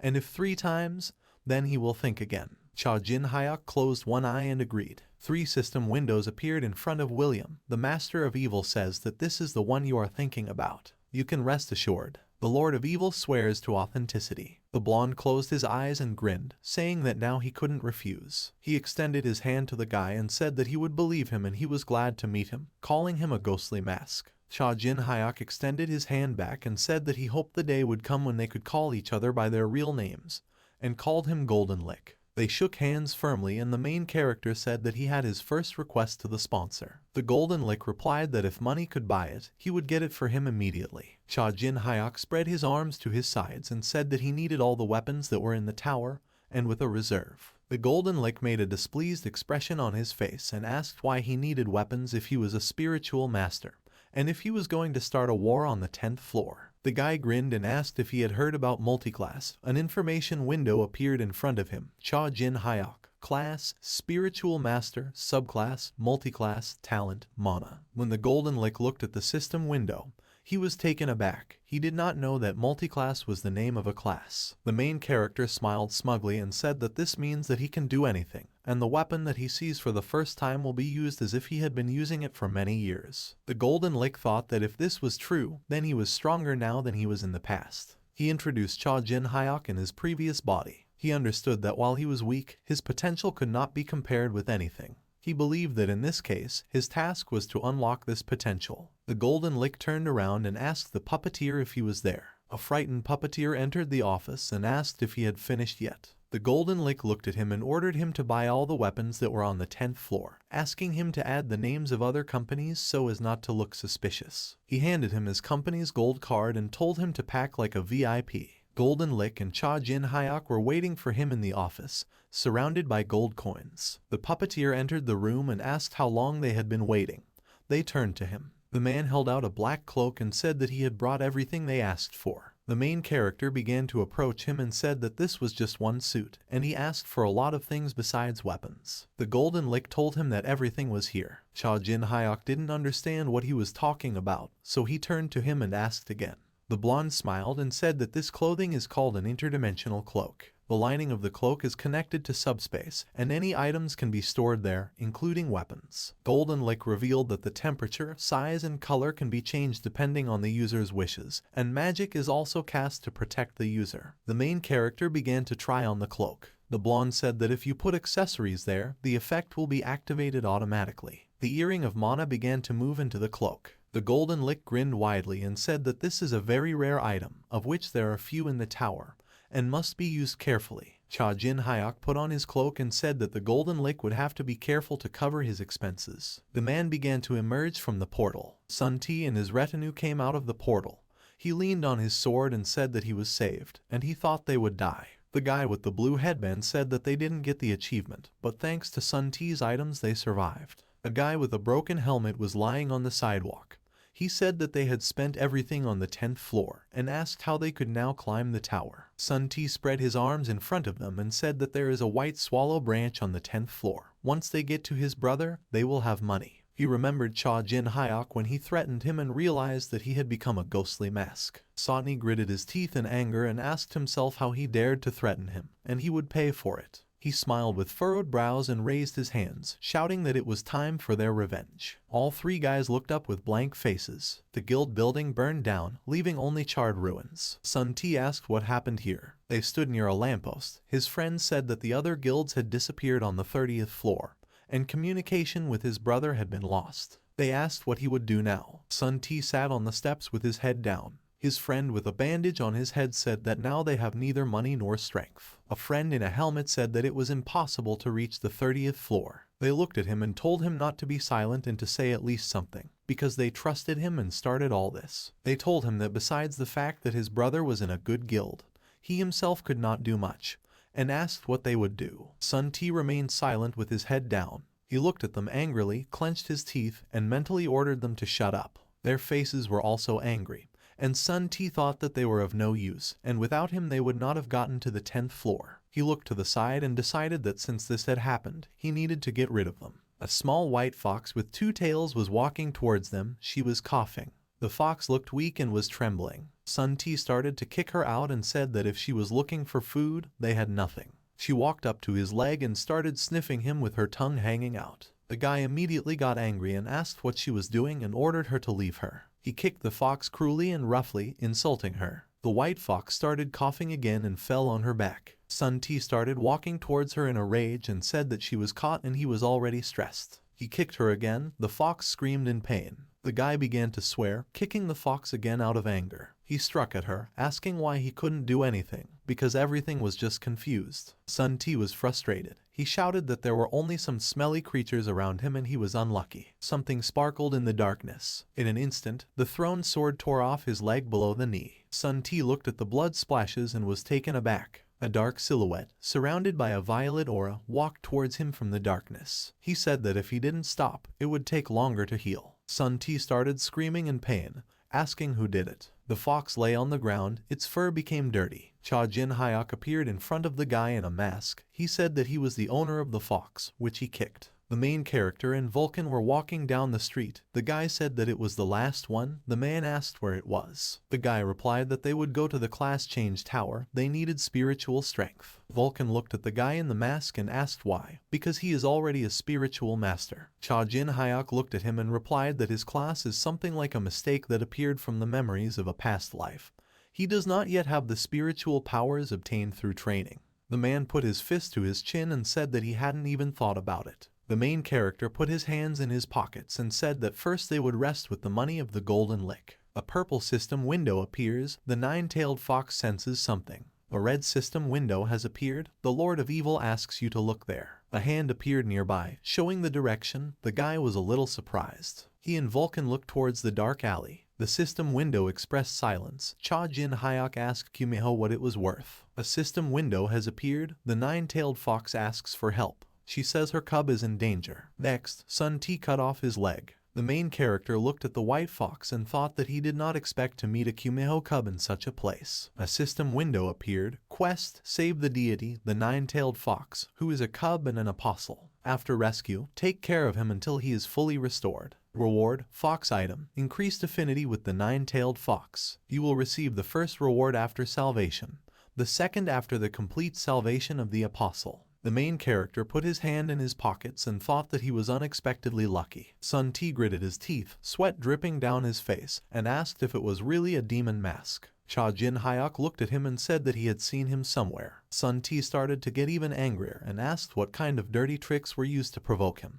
He ordered his friends to beat him, and the guys attacked the main character from behind. He turned around and focused his attention on them. Suddenly Cha Jin Hyuk disappeared, leaving only a haze. The guy with the blue bandage on his head was taken aback. His helmeted friend tensed and asked where he had gone. Sun T and his entourage looked to the side and saw the main character grabbing the fox. He looked at the cub and asked Sun T if he knew what it was, after which he said that it was the last luck of his life. The guy started to stand up with his sword and said that he would do the same to his leg. Cha Jin Hyuk looked at him and asked Gumiho what to do with them. A purple system window appears. The nine-tailed fox asks to kill them. Sun T ordered his friends to attack Cha Jin Hyuk.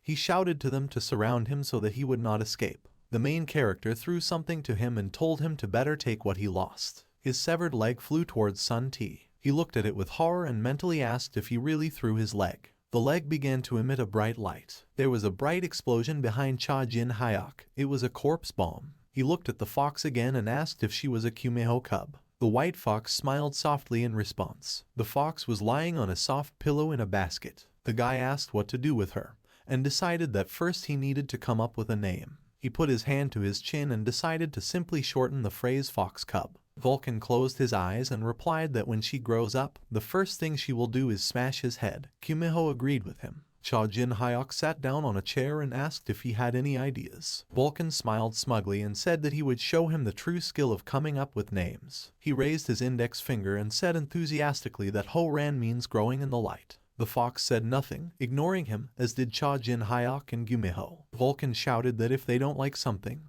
let them say so. The main character showed 2 fingers and said that he would just call her Miho, that's best. The man crossed his arms and asked if he thought this picky fox would be satisfied with that.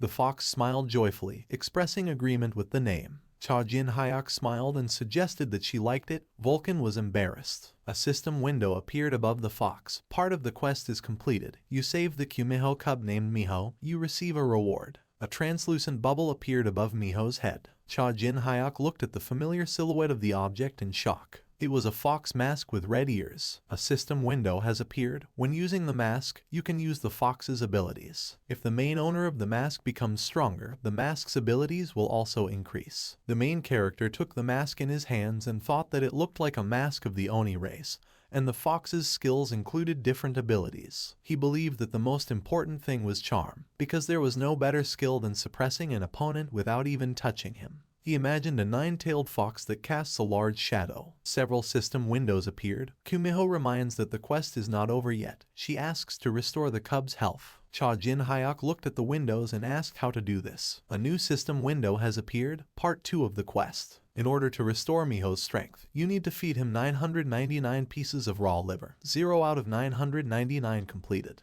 Reward: increased intimacy with the nine-tailed fox. Vulcan read the task and was surprised that he needed to feed 999 pieces of liver. The guy made a strange expression on his face and said that if the liver had to be raw and fresh, then he would have to hunt himself. He looked at the fox mask on the table and thought that if this was considered payment for the mask, then nothing could be done. The main character looked at the Kumiho system window with a grin and said that the level of intimacy would increase even more so. A new system window has appeared. The nine-tailed fox asks not to ask about what is already clear. Vulcan flew up to the ceiling and said that since the issue was resolved, he would go for a walk. He flew out of the room. Cha Jin-hyuk told him that as soon as morning came, he would immediately go to the tower, and if the man was late, he should come there immediately. Vulcan began to hover over the night city. Suddenly his face became tense and he felt a strong difference. It was as if he felt that the eye of a dragon was looking at him. The man leaned on the sharp roof and thought that as he climbed the tower, this feeling intensified. He noticed someone below who was surrounded by a red aura. It was a man with long black hair and large horns on his head. From these signs and the ominous mana, Vulcan realized that he was from the dragon race. The black-haired man exhaled tiredly. He frowned and declared that he wanted to destroy all dragons without a trace. Vulcan's eyes opened wide. He could not believe what he heard, because dragons have such love for their race that it borders on narcissism.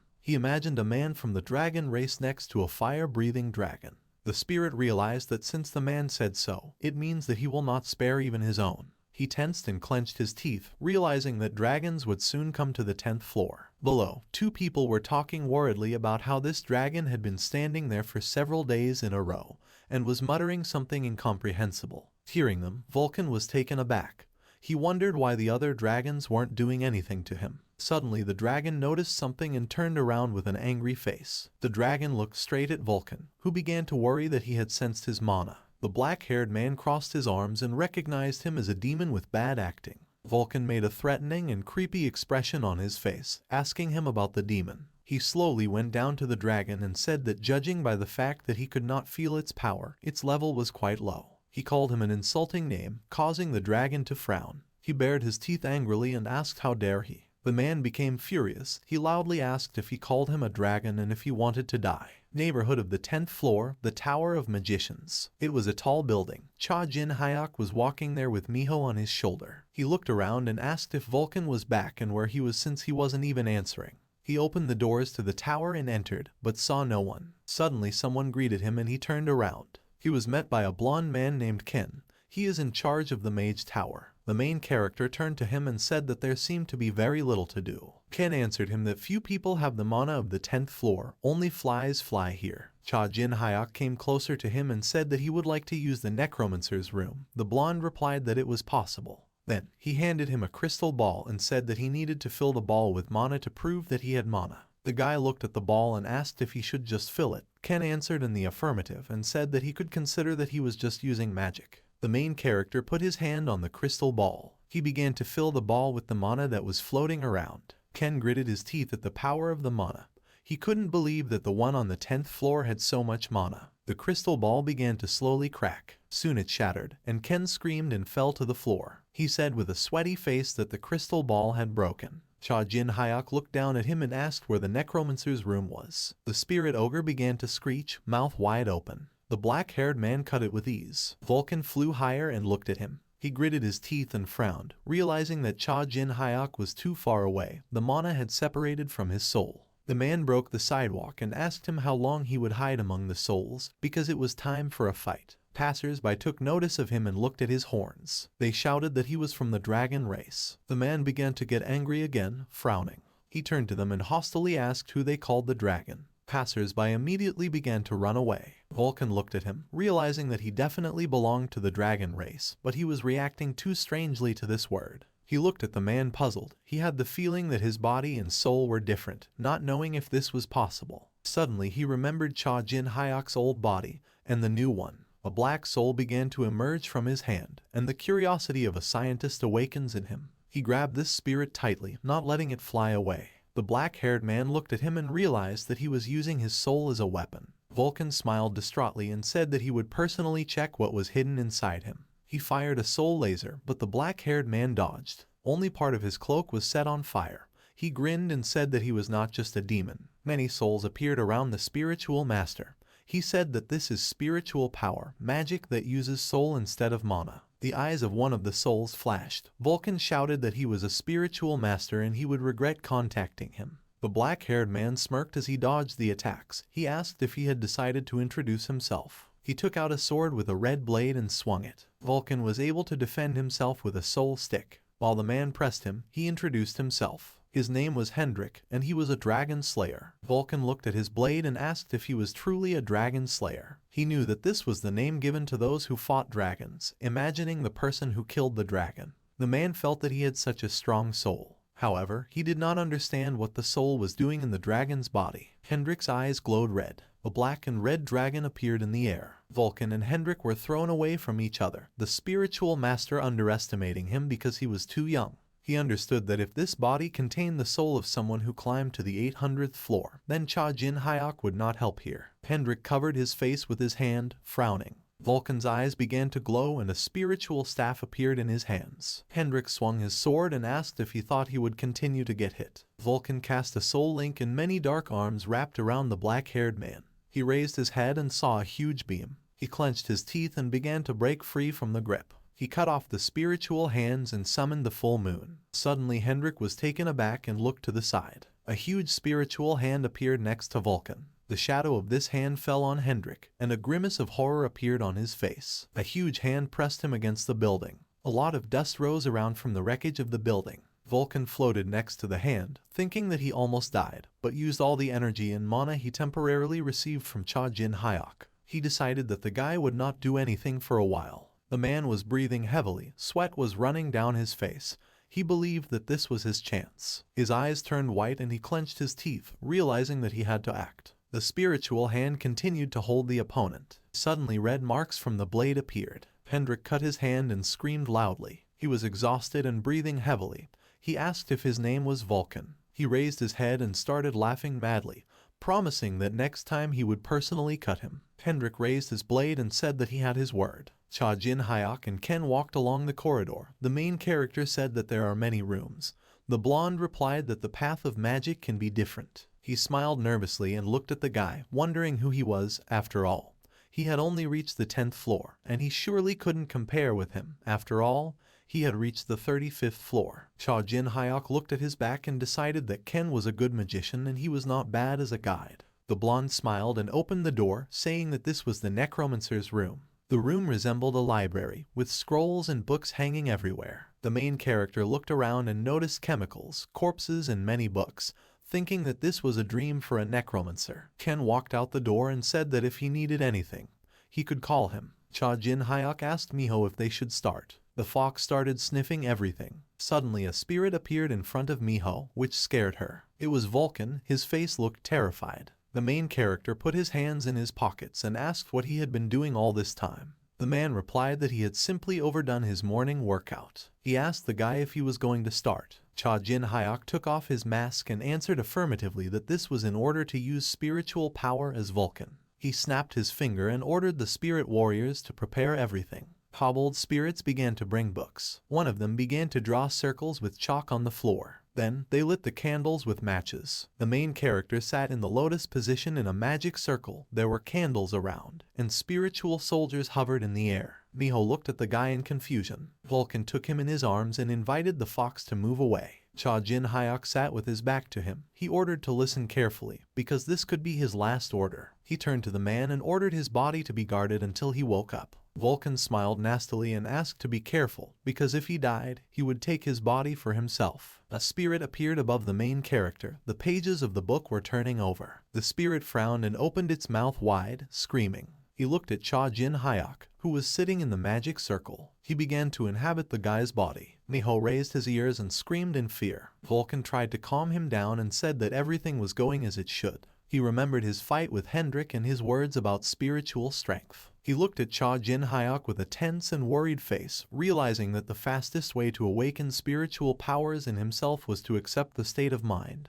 That is, to die. The protagonist's eyelids began to get heavy. He closed his eyes and began to fall forward. Vulcan put Miho on the floor and said that Cha Jin Hyuk entered the spirit world. The main character seemed to be falling down into the sea. An unfamiliar voice ordered him to give up his body. Vulcan turned around annoyed, saying that it had all begun. A green portal appeared, from which they shouted about sacred flesh. Green ghosts began to emerge from the portal, screaming that they could live again. The ghosts began to argue over who would get the body. They hovered around Vulcan and told him to continue to learn the truth. The man took the spiritual staff in his hands and ordered the soldiers to protect the owner's body from ghosts. The kobold spirit grabbed the ghost's face. Then, he grabbed another ghost, who ordered him to be released. Vulcan used the spiritual laser again, destroying several ghosts. Suddenly the door opened and Ken asked what those sounds were. He saw a battle between spirits and ghosts. Ken grabbed his head and shouted that it was a mess. Vulcan looked at him and asked if he was the manager, then ordered him to help him. Miho hid behind a column and trembled with fear. Suddenly he opened one eye. He came out from behind the shelter and saw an evil ghost. This creature flew up to Cha Jin Hyuk's back and shouted that there was no protection here. Ken was holding a stick in his hands. He turned his attention to the ghost. Vulcan tensed and was taken aback. He shouted to the main character to regain consciousness, otherwise his body would be taken away. At this time the ghost almost overtook him. Suddenly Miho jumped up. He screamed loudly and covered his owner's body with himself. The fox closed her eyes, activating her power.